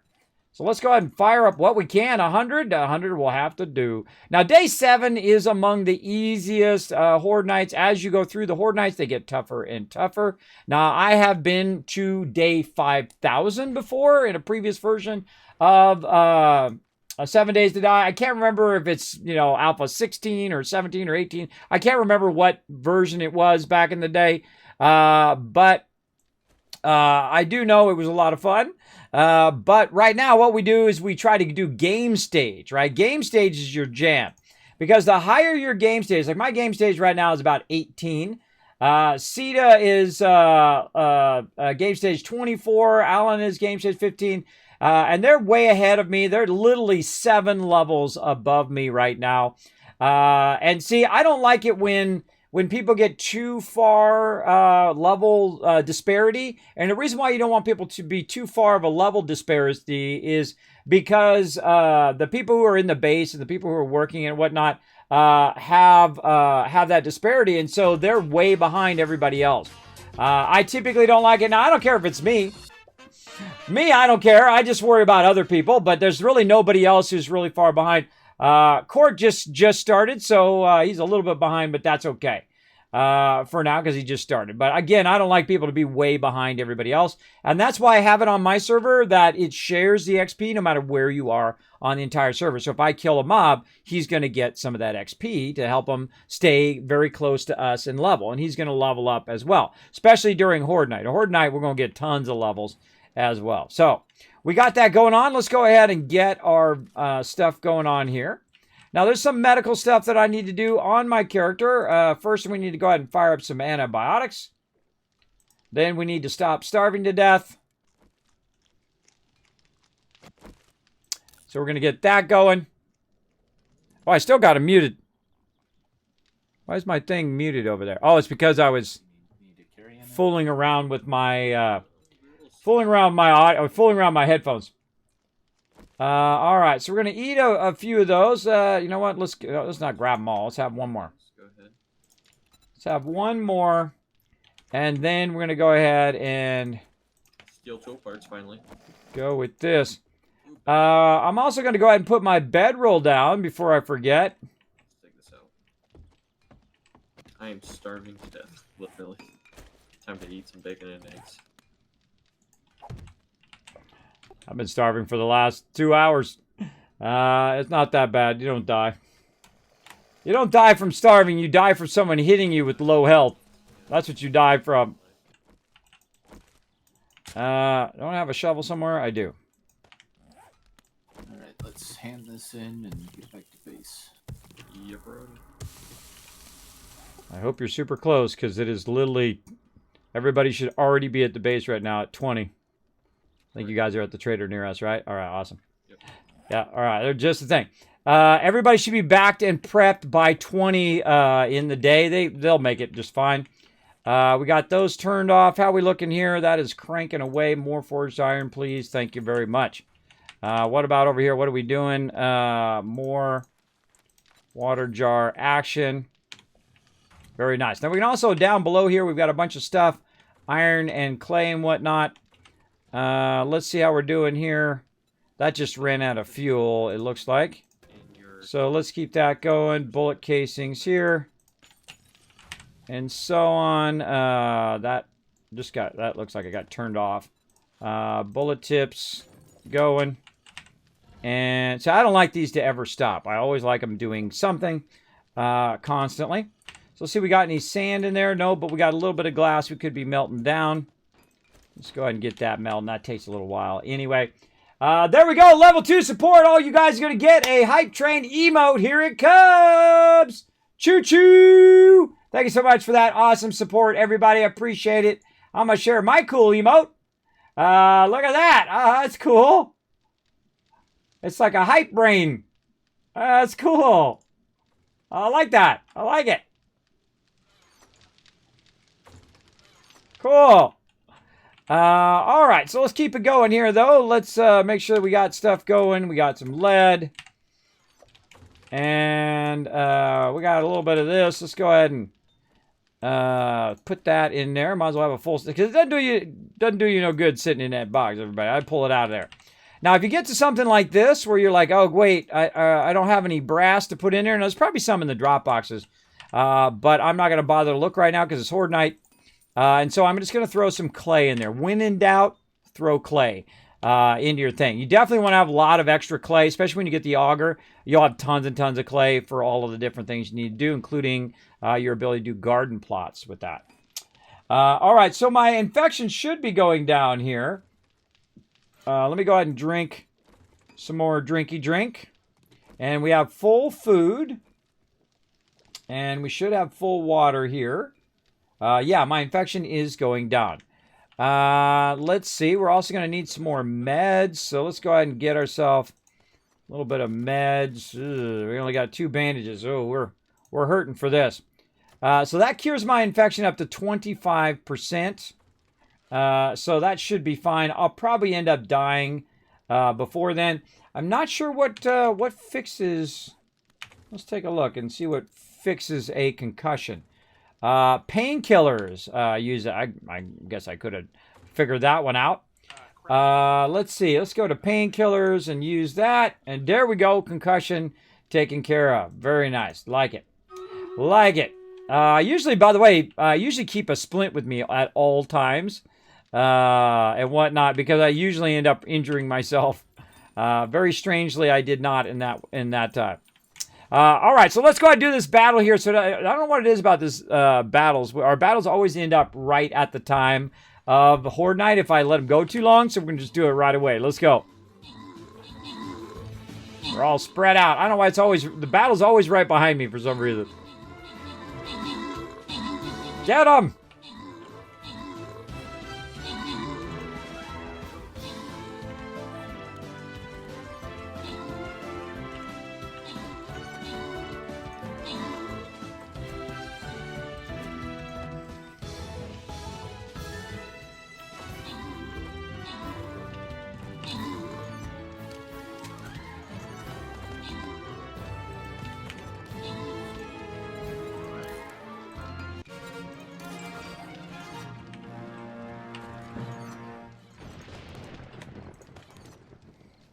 All right, open the captain's chest, slide the love. Oh, don't slide it, it's already there.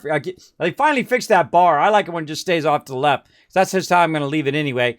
The Man of Steel games, because it gives you guys extra gold. It just gives you as much maximum gold as I can. And 10 extra gold for the Man of Steel games. And Riverdog coming in MVP again. Dude is crushing. Oh my God, what are we on? We're on tier 40 again. We're always like in the 40s every time we do one of these events. These events are really fun, by the way. They do a really, there are people who do the events, just absolutely crush it every time. All right, I'm going to call out my buddy Norbert. He's going to help you out. He's going to do some epic healing.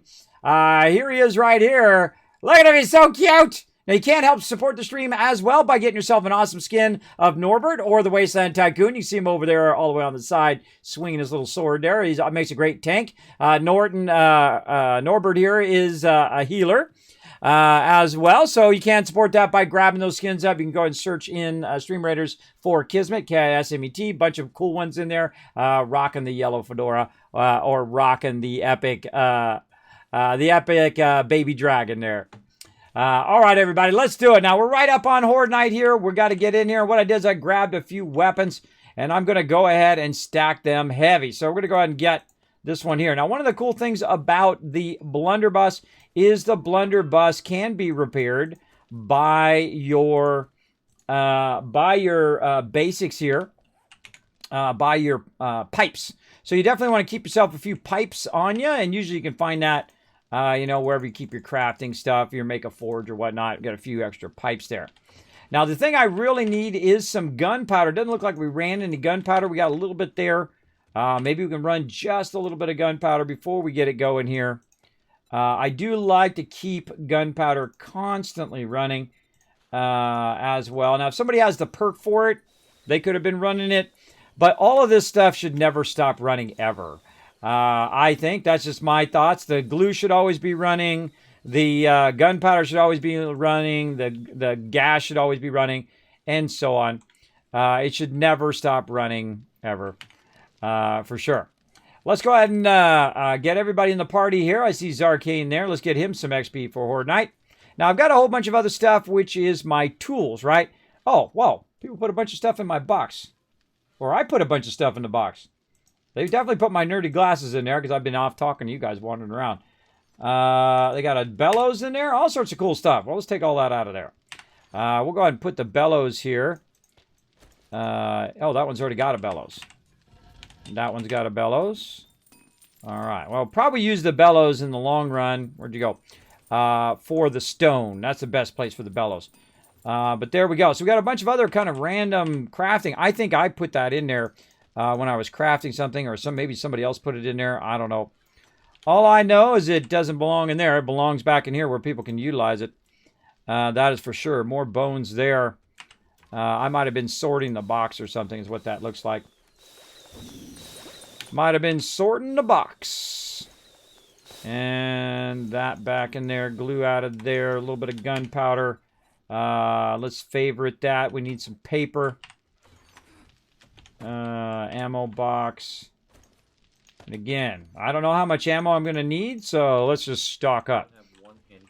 Now, you can also see, you can see what everybody has a weapon, right? Like Corks, he's got a 9mm. He's got a shovel and a spear. He's got a steel hammer, which is really cool, and whatnot. Now, here's my rule of when I watch people, right, in game. My rule is if I see someone geared up, and they're really geared up, right, they have all the best armor and the best weapons and the best stuff, and everybody else has, like, sticks and stones, I can tell there's something wrong there. That's a red flag right away. You know, well, Kismet, I got to get, I got to get built up. Well, here's the thing. Don't build yourself up at the expense of everybody else. Everybody else should have, you shouldn't have 3 high-end weapons when everybody else is running around with an iron or with a stone spear. You should have one good weapon and then let everybody have one good weapon at the very beginning of the game, for sure. For sure. Otherwise, people are suffering and not able to, there's a tech jump in there. Awesome. This is a number 6. That's a volume 1. Yeah, I'm out of drink, so, too. So that's what I would definitely do. Now, me, what I'm going to do is I'm going to go ahead and basically fire up a whole bunch of these blunderbusses and load them all, right? And then use all of them at the same time. And so over here, I'm making a bunch more so I can keep making more blunderbuss ammo and just try to stack up as much ammo as I can. Just had enough steel to make a Oh, wait, there's a little bit. There you go. And we'll put all this back. Oh, there's my wrench that I forgot. Let's put that back in my box. Again, all the tools I don't bother because if I die and I drop my bag, your bag can actually be destroyed. I've seen it done before. So I don't like to risk it. Especially something like the chainsaw or something like that. You definitely don't want to be risking, you know, like the most valuable thing of your entire crew, right? That's not probably a good idea. And let's put this up in here. Somebody's in there right now. Oh, more meds. Cool. Good, nice stack. By the way, did you know that you can also use meds on other people as well? You certainly can. Put those arrows in there. I really would like a shotty. A shotty would be great.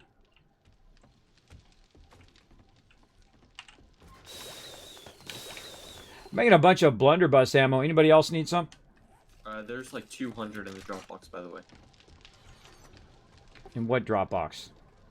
Looking for it right now. Right here. There's 150 in Dropbox 2, top left. I could use some more. There's 52. I don't know. Oh, it's stacked in my inventory. That's why. Okay. There's 150 in top left Dropbox 2.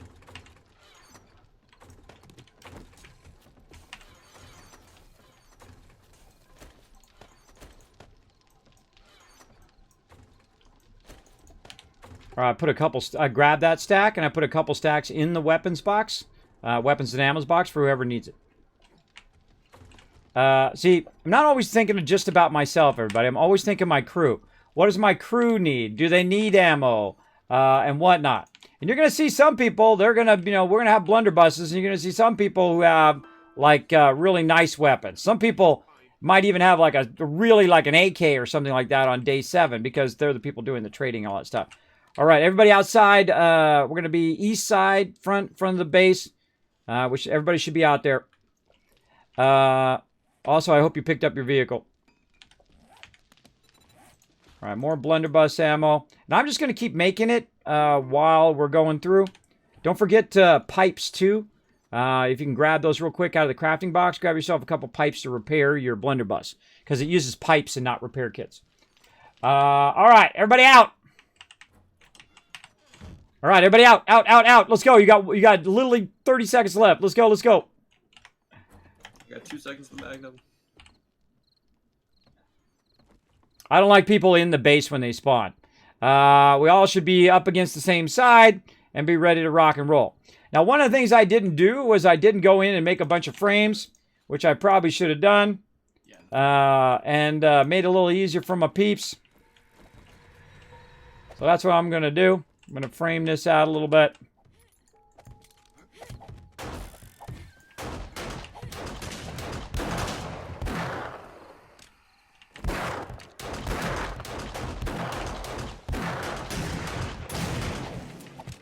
Thank you for the frames. Now, normally what I do is I put a bunch of... now, they got it handled right now. They can do a lot of pew-pew there. Really? What's my frames? Oh, it's behind my blunderbuss. I was like, where's my... why is it not doing my frames? I feel awkward. There we go. So, yeah, one of the things I would do is definitely go through and build out the kind of walkway, outer walkway side. So I'll build it out as we need it. For right now, I'm just going to go ahead and just do a little bit of that. And then also what I'll do is build a way up. Oh, one over. Build a way up right here so everybody can jump up as well. Let's get into it.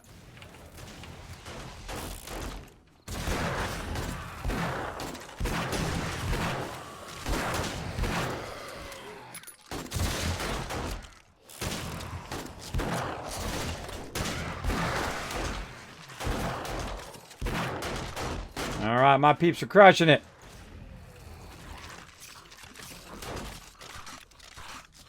See, sometimes they get back up again, and I don't know if they're alive or not. And then see, while my peeps are shooting, this is just like the olden days right? While your peeps are shooting, you want to be reloading your weapons as well. And this is what we usually do. We usually jump down and then look after each other. Now, to be a good communicator, you need to go north, south, east, or west. Vulture.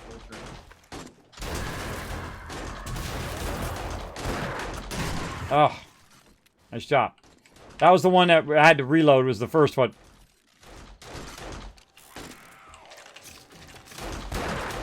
Good communicator. So a good communicator says they're north, south, east, or west. He doesn't say, hey, they're over there on the side of the base. That's a terrible communicator.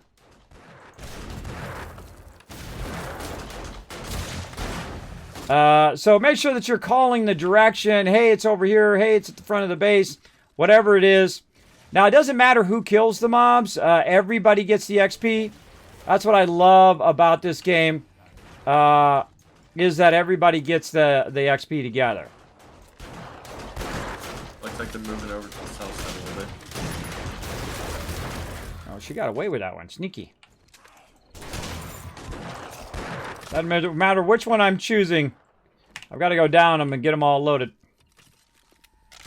Now, sometimes what it does is I get ahead of it, and I'm trying to shoot ahead of time, and it hasn't finished doing its animation, and then it just doesn't ever load. So then I have to, if you don't wait for it, then it won't load in the long run.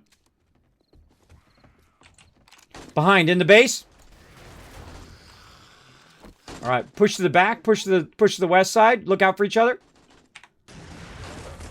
Yep, they're coming over to the west side.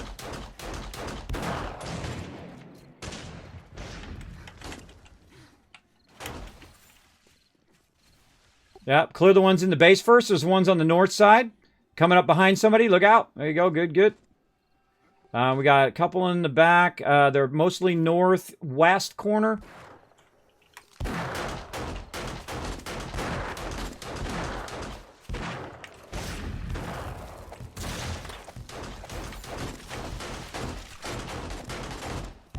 I'm a builder. That's what I do, everybody. I build. I build. I do right by my peeps.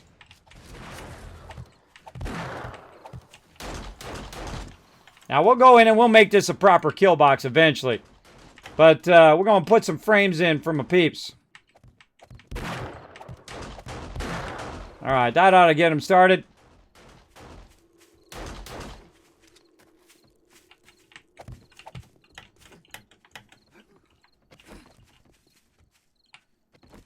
Is that wave 2 or wave 3? Yeah, man. man down. Man down out there. It's okay. Let's go off the front. Let's go to the west side and jump out the front door. That was the last wave. Oh, that was wave 3 already? That was fast. I was gonna say, if it was wave 2, we'd jump out the front. Well, we already got it, so congrats. GG. GG! I'm going to put the front door back in. Nope, or not. Gonna fall down instead. I'll loot all the bags since I have lucky looter, and I'll put them in drop box. I'm gonna go get some water. Good idea.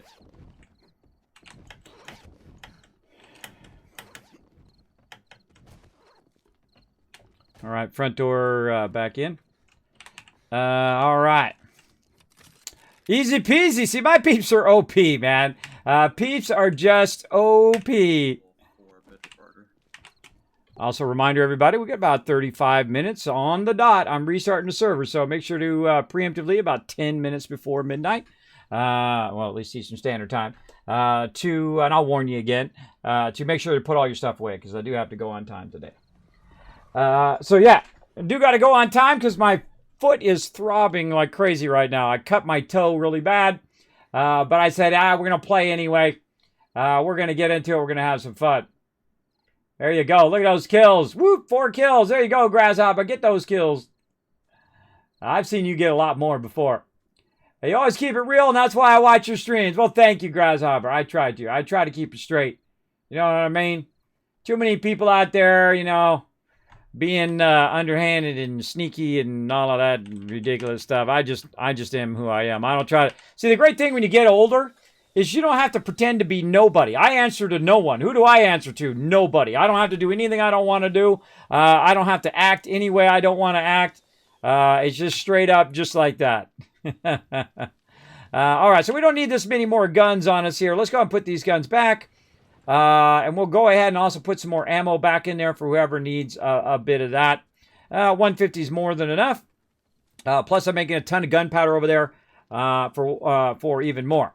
Now, it would be nice. I did also have a backup weapon. I did have a melee weapon. Always have some sort of melee weapon as a backup weapon, just in case.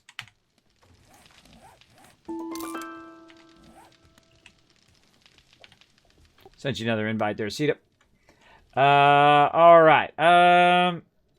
So we got that done. We wandered around. We didn't happen to find the winter biome today, but look where I went today.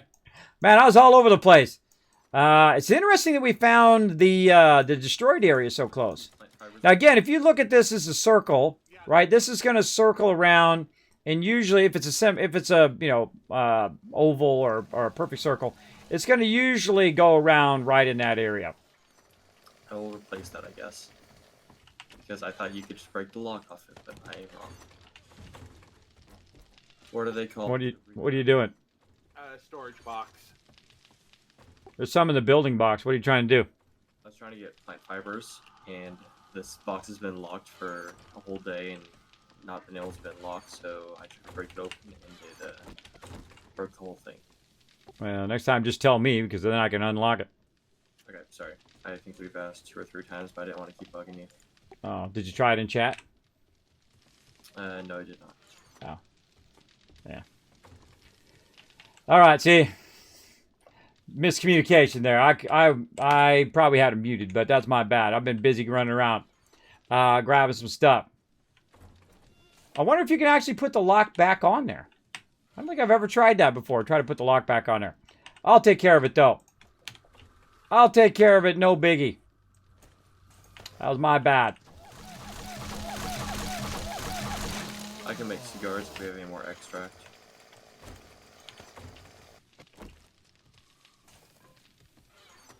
Boom.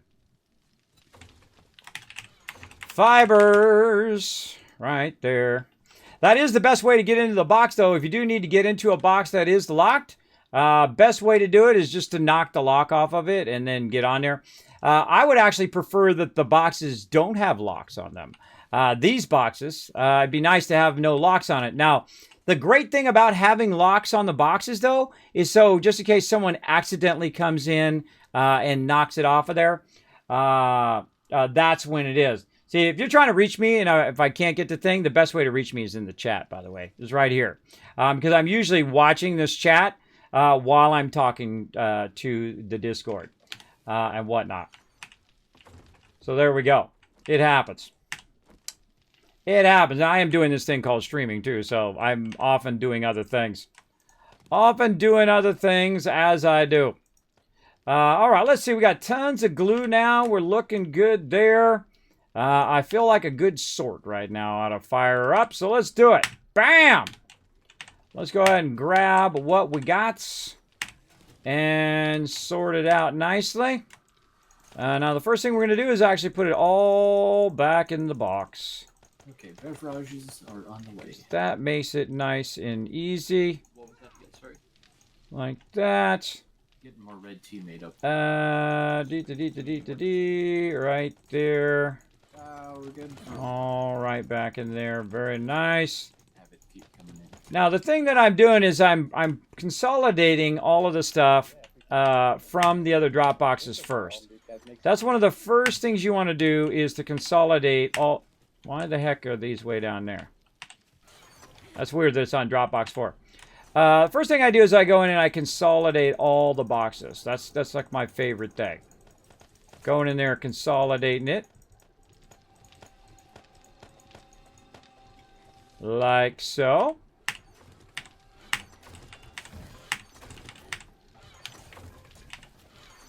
And then we'll go ahead and put all this back together. Very nice. And now what could have happened was the boxes could have got full. Now the first thing I will grab is those bones. because those bones could be doing something. We have a lot of engines. Now I don't spend a lot of time. They moved the water, the raw food. I think, no, not in this one. They did it in the last one. What I want to do is go in and keep the glue always going. 169 glue could be running right there. Very nice. We want to constantly keep that running because if it ever stops, we run out of duct tape, which is what that glue becomes. So we got that going, and now I'm going to go in and consolidate the boxes right here. I'm consolidating the boxes, by the way, everybody. So if you're going to be in the boxes, just a heads up, I'm going to be in there putting stuff away. All right. So one of my favorite things to do is to micromanage the boxes, right? Which is the quartermaster. That's pretty much what I do most of the time. And I love doing it. It's very, very fun. So you see I put 6,000 in there. And then this one right here, I could be using a couple 6,000s right there. That's going to be awesome. That's going to be nice and full of that. So one of the first things we want to do is consolidate all of our clay together. We hit this button, it'll also consolidate down. Right mouse button and drag to double up on your stuff there. And then we want to leave that lead in there looking good. All right. We also want to clear off the output of the forges and put it away as we go. A lot of stuff rocking and rolling. A lot of bullet tips there. Very nice. And then up here in the building box, we've got this up here. This is actually crafting. What else can we put there? Our anvils. I think we have anvils in all of them right now. We do. All right, that's looking good. Now, anvils I would put here in the building box. And the reason why you put them in the building box is so that you can access them later for when you're adding stuff to the base itself. In a toilet or something. And so we're going to go over here, and we're going to go ahead and put ammo in there. Okay, gotcha. Books in there. Clothing and dyes. I just hadn't had a chance to go out and get some murky water for a while. We've got a mod there. We got some cement. Now, cement I would put under crafting, or you could put it in the cement box here with the stone, which is where I'm going to kind of put it for a long term. Now, if you notice, I'm using the boxes to actually, because you can label the side of boxes now, I'm using the boxes to actually label what the forges are as well. An idea I had last time, which is a really cool idea of putting all that in there. So we're going to go ahead and take this out temporarily. We'll take that out, and we'll just kind of consolidate a lot of this stuff like that. Now, we got a bunch of weapons and whatnot. Not really going to worry about it. Just going to throw it in there. And throw all this resources and what in there. Get rid of this low-level stuff. Let me get the main loot real fast, and then we could run it possibly. And then, see, we've already got level 5s in here. When you have level 5s in there, you want to go ahead and just scrap that. And good to go. And put this in here. And, woo, look at all that. Nice. Then we got some mods. Mods in there. We got some parts. Now, this is one of the most powerful things you can do in your base, is what I'm doing right now, which is the sorting. Now, the reason why it's so awesome is because when someone's looking for something, like when they want to make steel tools, they want to make a armor or whatever it is, they can find that stuff very, very quickly. The more boxes you have, by the way, the more you got to go in and out of those boxes as well, which really sucks. I don't like to have a lot of various boxes and micromanage every single element into a separate box. I have tried that before. It is a huge waste of time. I only make another box if that particular box gets full. Great example, if this box right here gets full of vehicles and full of gas and full of tools and full of mods, I'll make another box.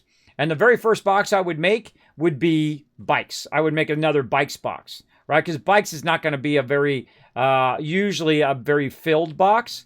And there's no reason to have a bikes box, a tools box, a mods box, a foot box, a chest box, a helmet box. And I've done that before on many of my bases. I've literally played this game for thousands of hours. It's not my first time playing. And I've kind of refined it over that time into what I have it now. And it works pretty great. Works pretty great. All right. And we're going to go ahead and put this up here into the building box. Oh, look at all these engines. Nice. Nice. Add to your row. And lead in there.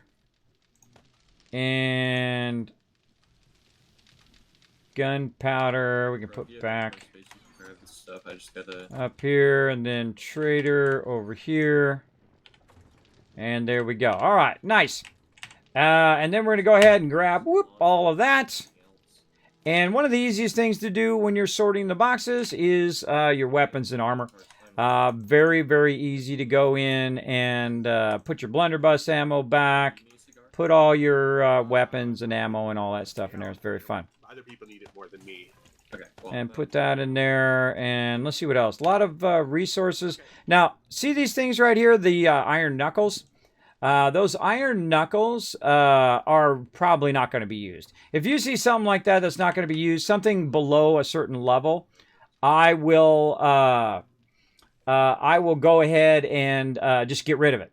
Right? Like a great example, these wooden clubs here. Right? These don't have a sell price. They're level 2. They're junk. They shouldn't have even made it into the drop box. Right? So anything now that's below level 4, I would say, if it doesn't have a sell price, then it's just instant sell. It's get rid of.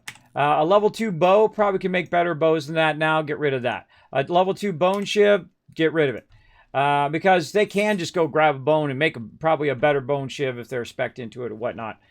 Or eventually going to be able to make knives and machetes and things like that to replace it. So again, what happens is you leave that stuff in your box, and then it gets to a point, oh, there's 2 level 5s in there too. Now, here's another great example, right? So now we have a level 5 and a level 5. Ain't doing no good sitting in the box. And so you want to have, usually I have 2 or 3 of something, right? So now we're getting to a point where we have 3s and 4s. I got 5s. We're going to start getting into 4s and 5s and whatnot. And so level 2s are going to be useless. That's something we could take and sell to the trader, make a little extra cash like that. Same thing when it comes to your clothing and whatnot. What can happen very quickly is that you got 15 sweaters and 10 shirts and 5 of this and 5 of that and whatnot. You can very easily overwhelm yourself with that. Have you ever had to fire someone? Yes, lots of people. I've had to let a lot of people go. Don't show up for work, don't do their job, have a lot of personal issues that are affecting their ability to work. And so on and so forth. They're very rude. They're disrespectful. They don't like what they're doing. I like to hire people because I always work at the highest level. So if you don't like what you do, you don't want to work for me because I expect you to be awesome at what you do. And I find it very hard for people to be awesome at something they don't have passion for, especially when you're working at that highest level. If you don't have passion for something, it's just, you're just going to be miserable the whole time. If you're just doing it for a dollar bill, you're going to be just nothing but miserable. But some people can, fake it till they make it kind of thing. I'm not that kind of person. I don't like doing anything I don't like to do. For sure. And I've been lucky enough to be able to choose what, the jobs I wanted to do and work alongside some amazing people. That's what I like to do the most is work with great people who make you better at what you do because they're so great at what they do. And then together, there's like a magic like the going on right now. Same thing in game. All these people are working together toward a common goal of collecting loot and getting it back to the base and building it up and so on for the betterment of everybody. So everybody is getting better weapons. Everybody's getting better items. They're getting, chainsaws. They're getting augers eventually. They're getting all of these things that will help in the long term, for sure. Speaking of chainsaws, I forgot to cut down the thing up here. Let's go see how it's doing. I just leave it up there now.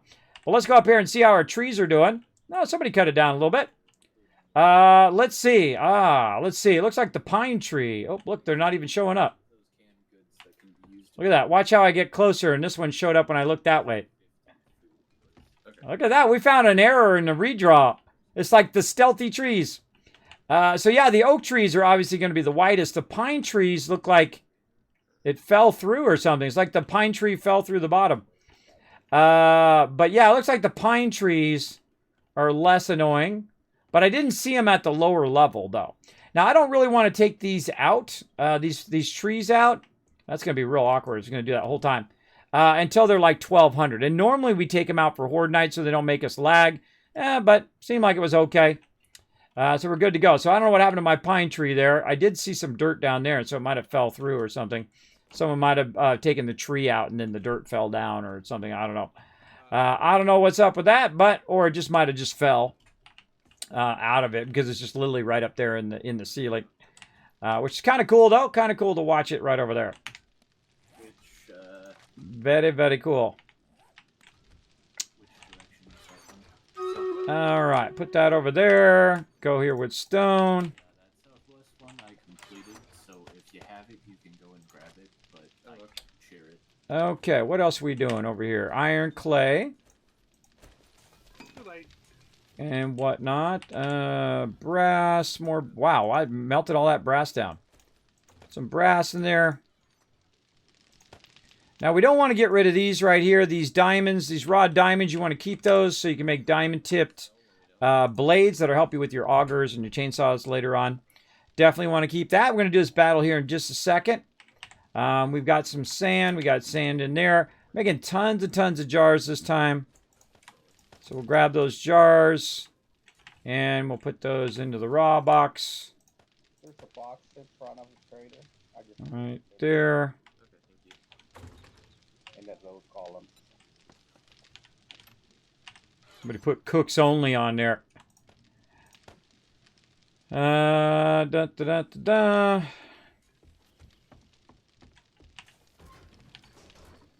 Yeah, everything is. Oh, cool, Warfrank. All right, he's got the war drum in there. Oh, I don't see it in my box. It was the machine gunner's book. Oh, it was a machine gunner's book. Oh, I put it back. Ah, let's see. Books.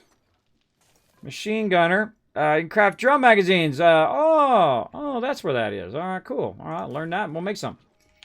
All right, let's make some. I'm the one doing the mods, and that's because I'm always in the game. What happens sometimes, peeps aren't in the game and they're all off doing something else, and then people are like, hey, well, I need a vehicle, or hey, I need a mod or whatnot. So I take that thing on because they're off doing other stuff as well. So it gives me, gives me a role to play in the group. I always feel like it's very vital to have a role. Oh, wait, I can't do those yet. Yeah, I can't do those because it requires steel. Yeah, those require steel. But we're getting there. Let's actually look at our points. Speaking of steel, we're 7 points in. Let's go, baby.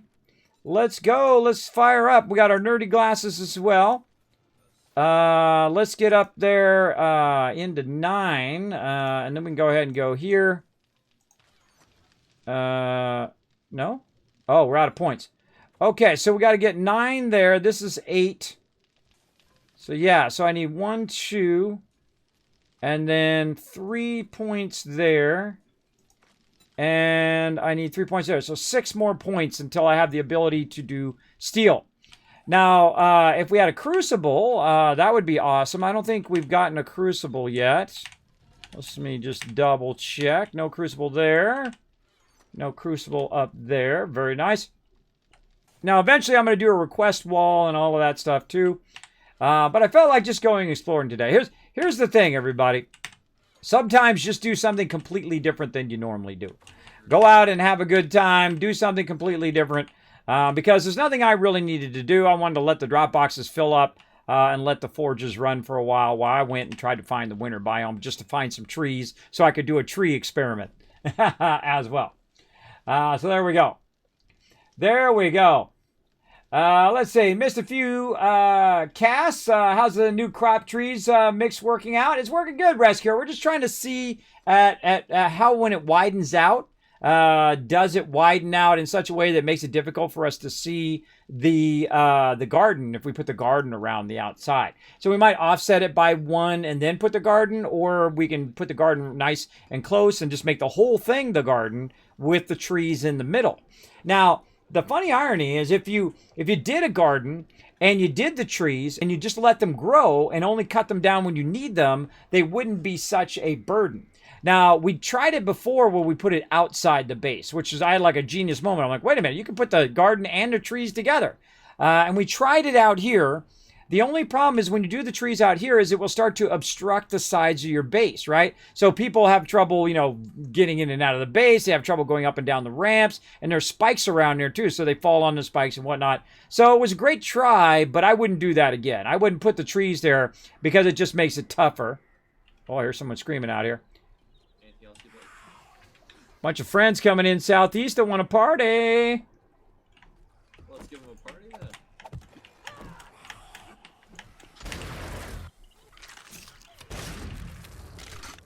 YOLO! Get my peeps to level up.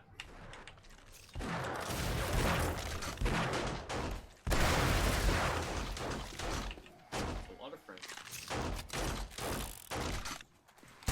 Never turn your back on them. Never turn your back on them. Now, see, the cool thing is everybody gets the XP. No matter where they are. No matter how far they are on the map. They could be all the way where I was on the other side of the map. And if I'm over there killing mobs, everybody back here at the base getting that XP. Little after Horde Night Horde here. Why didn't my stamina drain when I'm scoping open? All right. Makes you hold your breath. There's a bunch of XP for everybody. Nice. Oop, I got the better barter. Wow, congrats. All right, heading back. Anyone got any extra dukes? Dee. I put a little something in the trader box. You might be able to squeeze some out of that. That's about 1,300. Thank you. I'll check the trader box real quick. If I see that machete, I'm definitely gonna be getting it for you know. Okay, quest box. Where is our quest box? Did I put over here patterns? And I should put this as quests too. Hold on. Patterns and quests. All right, there we go. Okay, so while I'm putting this in this box, let's do this battle, everybody. Let's go. I know you guys are waiting for the battle. Let's go. Get it fired up. Improved the enlightening in this game since the last time I saw it. Yeah, they have.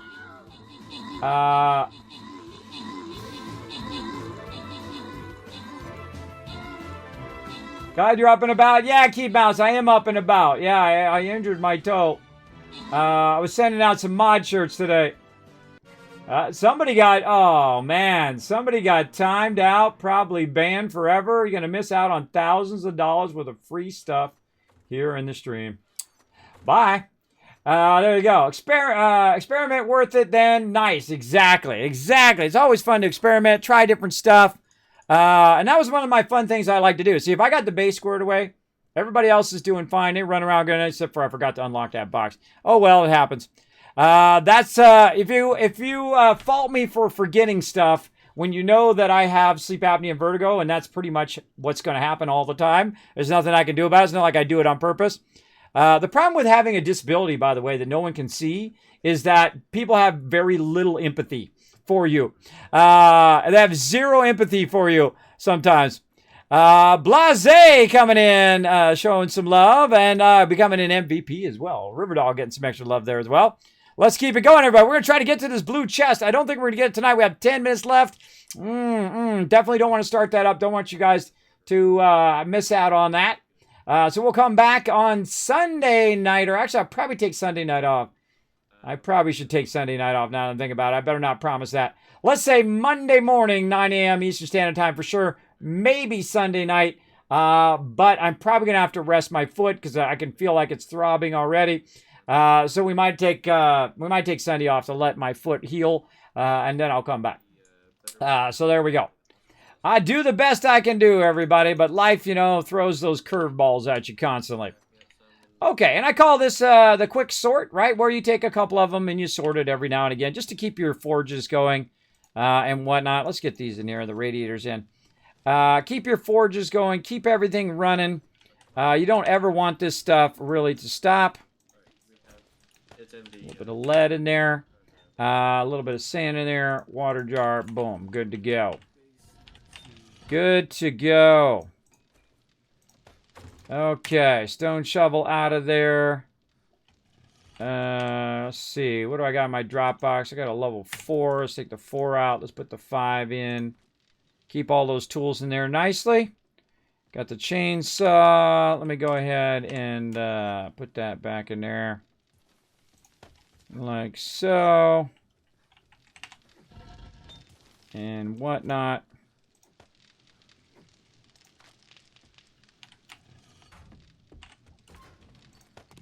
He's very involved.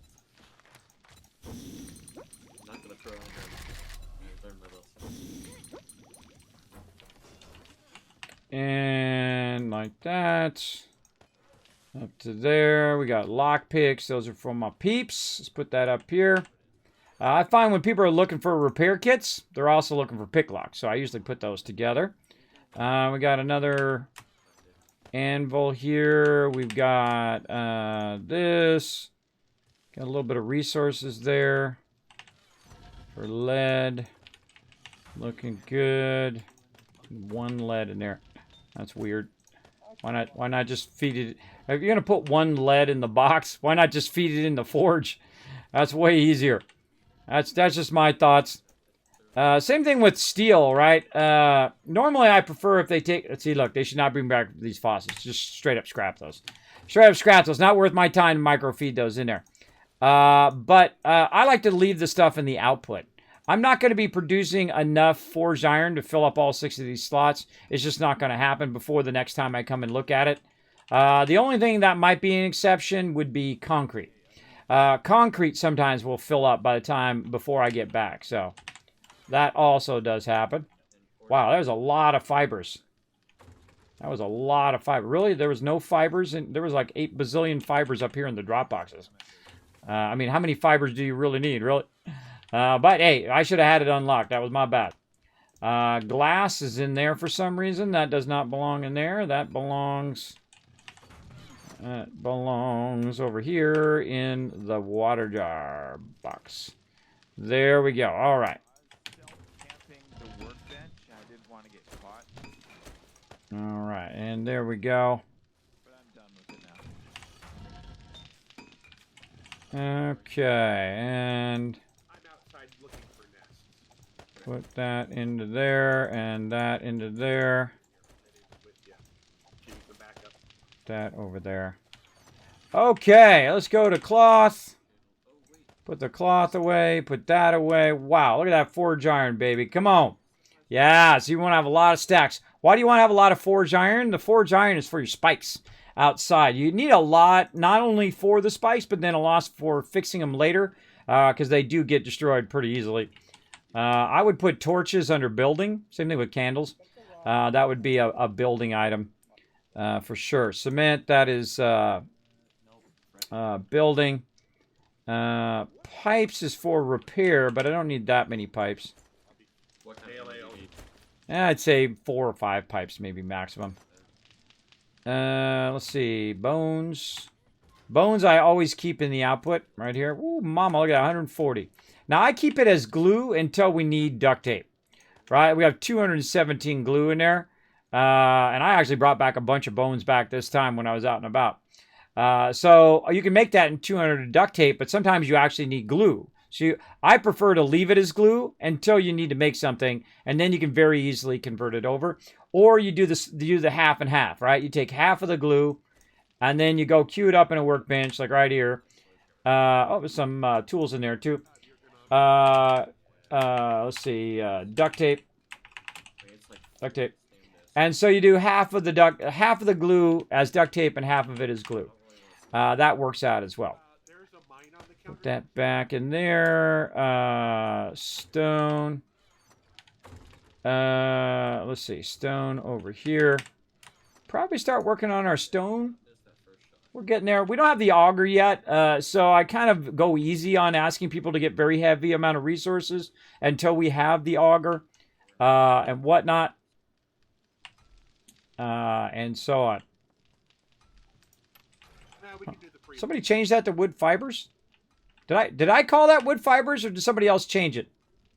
Try to get him to crack it before he plugs off. Ah, you found a crucible. Awesome. Yes. All right.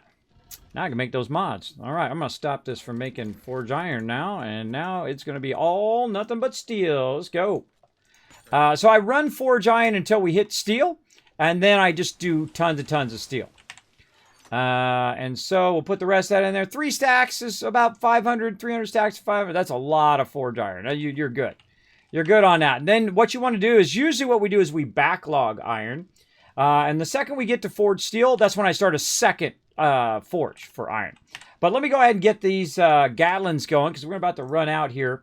And let's see, forged steel, scrap polymers, and oil. Let's get some scrap polymers. Let's get a nice full stack of oil. What else? Mech parts right there. And this is going to take a while right now. See, that's only 6 of them. So that's going to take a while before I can make those. So while we're waiting for those, let's work on some more forges. Let's see. We need stone, clay, leather. Clay, leather. Leather. I'm just going to grab all the leather for right now. Actually, no, we'll grab half the leather. Half the leather, duct tape, and short iron pipes. So duct tape, and let's grab half the pipes. Now, the reason why I grab half of the stuff is because you don't want to run out of resources. So you don't want to burn up all the resources very, very quickly right away, because you might need them later on. And see, I've already got level 5 tools anyway. You notice I took those tools and put them away. I've already got level 5 tools. Could use a shovel. But you're always running low on duct tape. Always, always. Okay, so that's in there. And we're making forges. That's what we're doing. And, oh, we need clay. Clay, any down in there? Nope. We're going to go ahead and scalp a bunch from here. And how many forges do we need? Well, we're going to see how many we can make first. Oh, and then stone. We got plenty of that in our stone box. And let's see. 1, 2, 3, 4. Let's start with 4, but we could make a whole lot more because we got tons of leather and duct tape. We could literally make 5 more things. But we don't need 2 more for brass, and we don't need 2 more for lead and sand. We don't need... You only really need 1 forge for those, unless you're in a hurry, right? If you're in a hurry and you need that ammo for Horde Night, then that's when you double up on those forges. But normally I don't double up on those forges. The ones I double up on, stone and iron. Because you need lots and lots of steel to make motorcycles and things like that. So very, very cool. Let's see. Kismet, what's the furthest you've made it in this game, like days-wise? Over day 5,000. And I've made to game stage 700. That's the real thing that you want to be looking at now in the game, is your game stage. The higher you get in your game stage, the more DPS that you're going to, or more damage you're going to take from mobs. Mobs start getting harder and harder. I've been to game stage 700.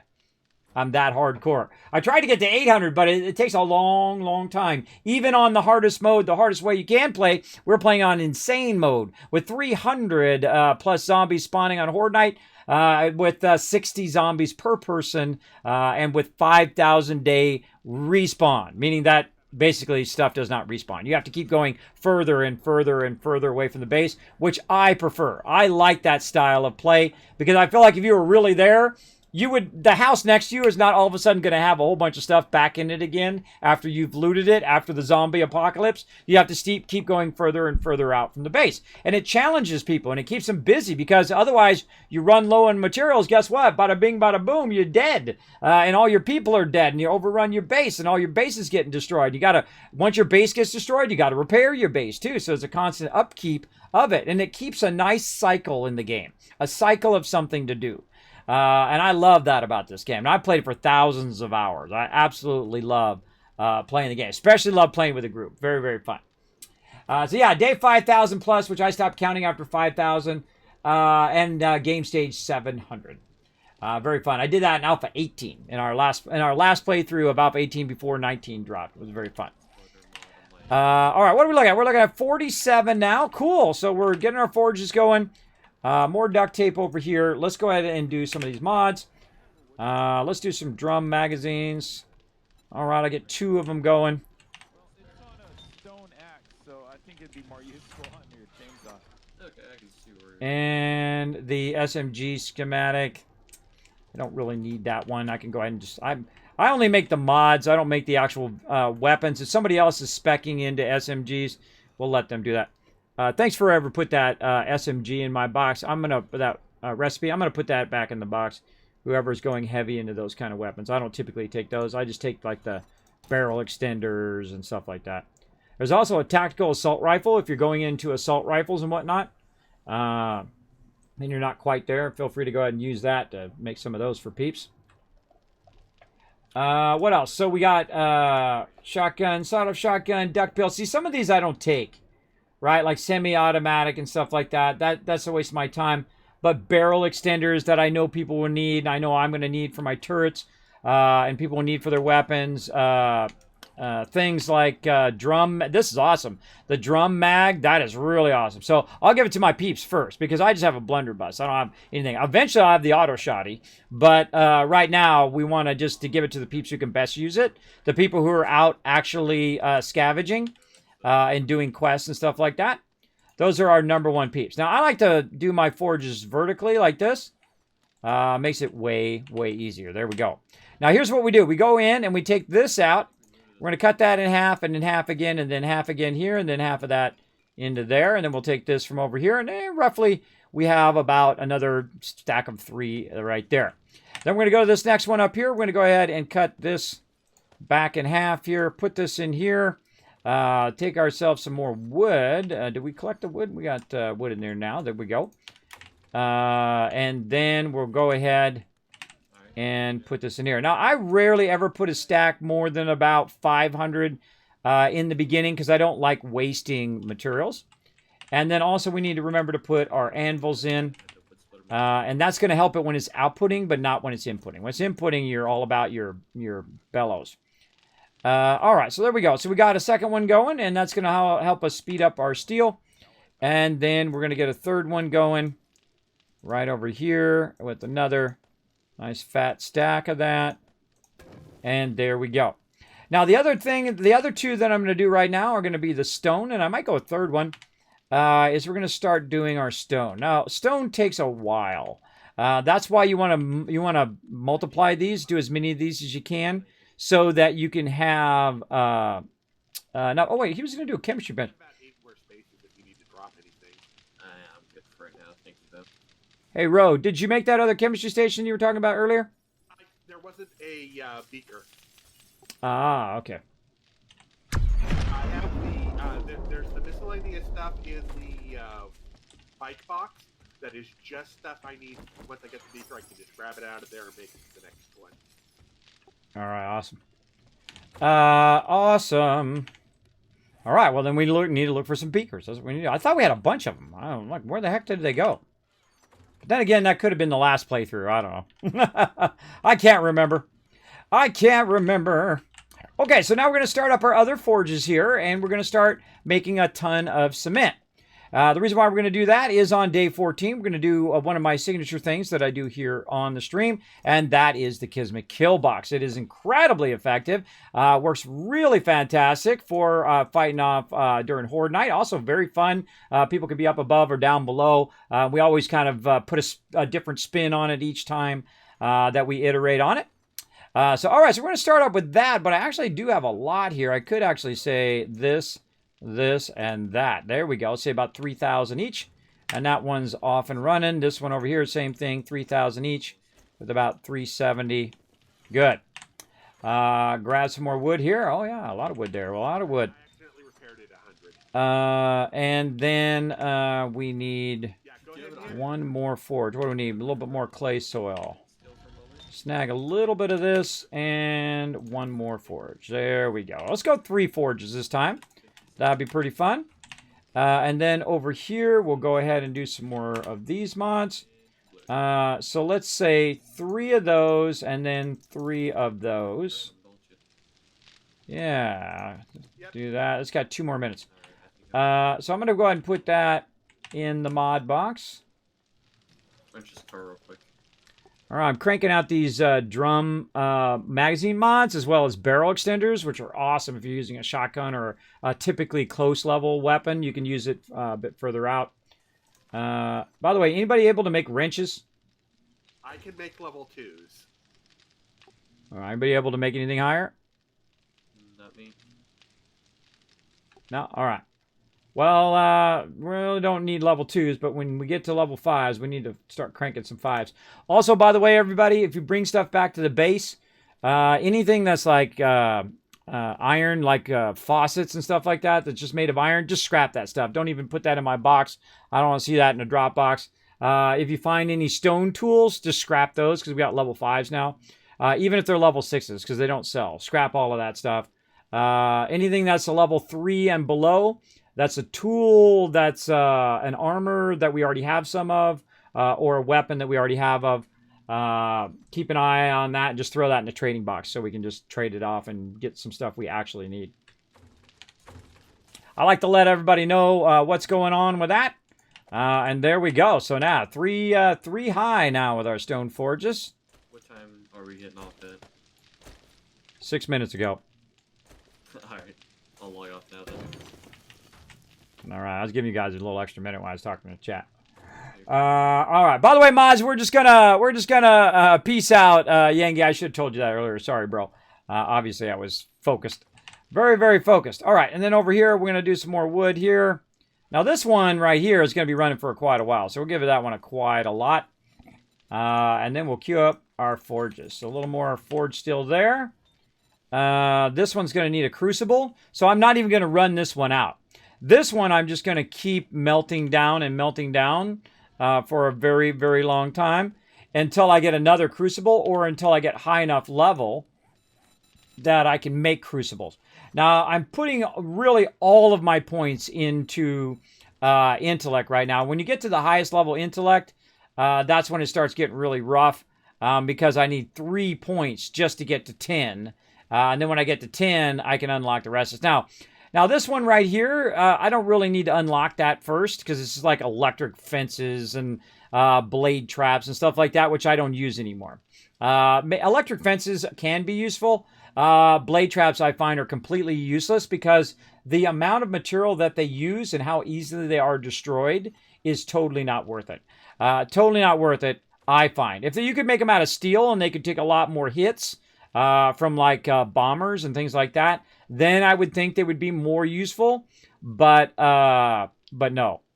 But also another cool thing that does is it reduces the recipes of things. So when I'm queuing stuff out, it actually costs less to make those things. So that's why it's great to have me making stuff because it's less resources that our people need to go pick up. Somebody left the door open. Somebody left the door open. What, did they live in a barn? Let's put another one in there for whoever else needs it. And hopefully we'll find a shoddy later on.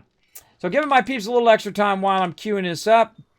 What do we want to put in there? We got a lot of that in there. Let's put a little bit of this in there. How about over here? Oh, looking good. That's going to be maxed out by next time. Water jars. Ooh, boy. And stone, let that max out. All right, that's pretty much it. All right, I'm done, everybody. Everybody log out. Man, we had lots of fun today. I wandered around, found the burnt area, found the blasted zone. Did not find the winter biome, by the way. Anybody else happen to run across the winter biome? Not today, unfortunately. Nope, not me. All right. It's got to be either very very far southwest or southeast, or we don't have it at all. It'd be kind of very unusual if we didn't, but yeah, it might be along the edge or in the center. I don't know. We'll find out when we get to our helicopters. We'll fly around and look for it later. Thanks for joining me, everybody. I'm going to jump down to my mod chat. I'm all peace out, and we'll see you guys on Tuesday, 9 p.m. Eastern Standard Time. We're playing some more 7 Days to Die. See you then. All right, So, a lot of fun. thank you. It's been a lot of fun. Take care. All right, there we go. See, now again, sometimes I just let everybody do their thing while I'm off kind of doing my own thing. I do love to hang around with my crew and run around and do quests and all of that. But sometimes I just go on a journey, as you saw. Just go on a journey and do my thing.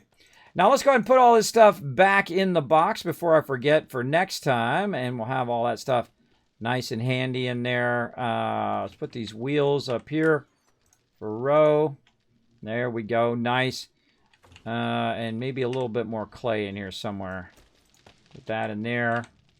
Now, the reason why I do this, by the way, and I do everything ahead of time, The reason why I do that is so that the next time I come in, it's already going. Like right now, we need a bunch of nitrate. We're really low on nitrate. We could be running more gunpowder. Also, we could be running gas.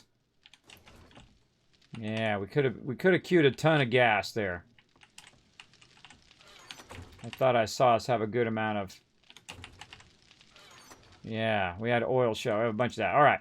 Well, we'll have, I think Rose spec'd into that, so we'll have him do that next time. If he's around. If not, then I'll just try to find a bunch of nitrate and try to get that fired up. Tons of duct tape. Tons of everything. Ooh, that box is looking rock solid. Looking good. Okay, that does not belong in there. Does not belong in there. Belongs there. All right, everybody. Let's just pop out of here. There we go, everybody. All right, that's it for me, everybody. Let's go to my office.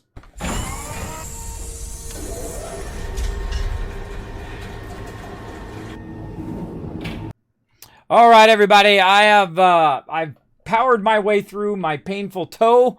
I've injured my foot, and it has been hurting all night long and has been throbbing all of this time, which is probably why I'm so sidetracked and talking so much to distract myself from the pain.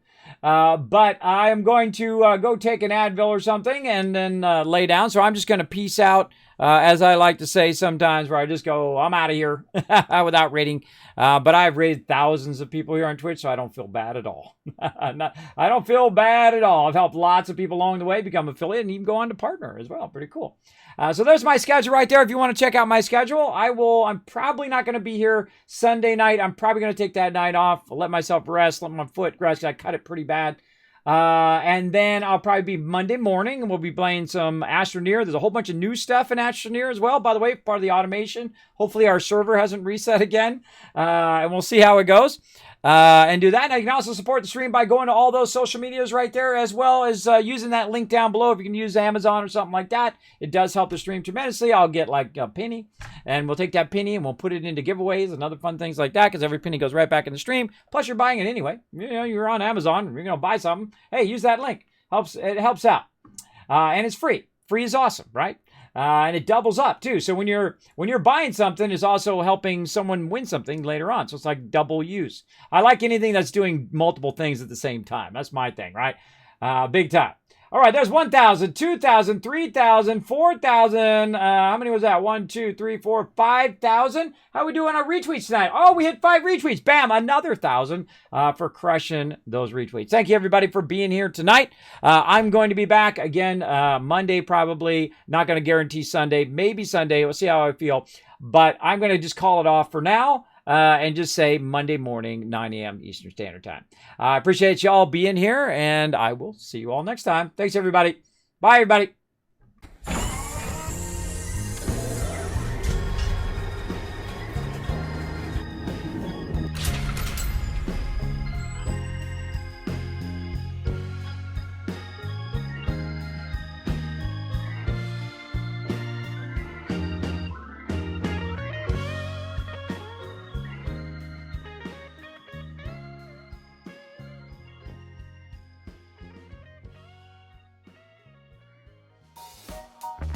Hey everybody, Kismet here. Thank you so much for watching this video. Make sure to hit that subscribe button right in the center of the screen. Also check me out live on twitch.tv/Kismet. I'll see you all next time.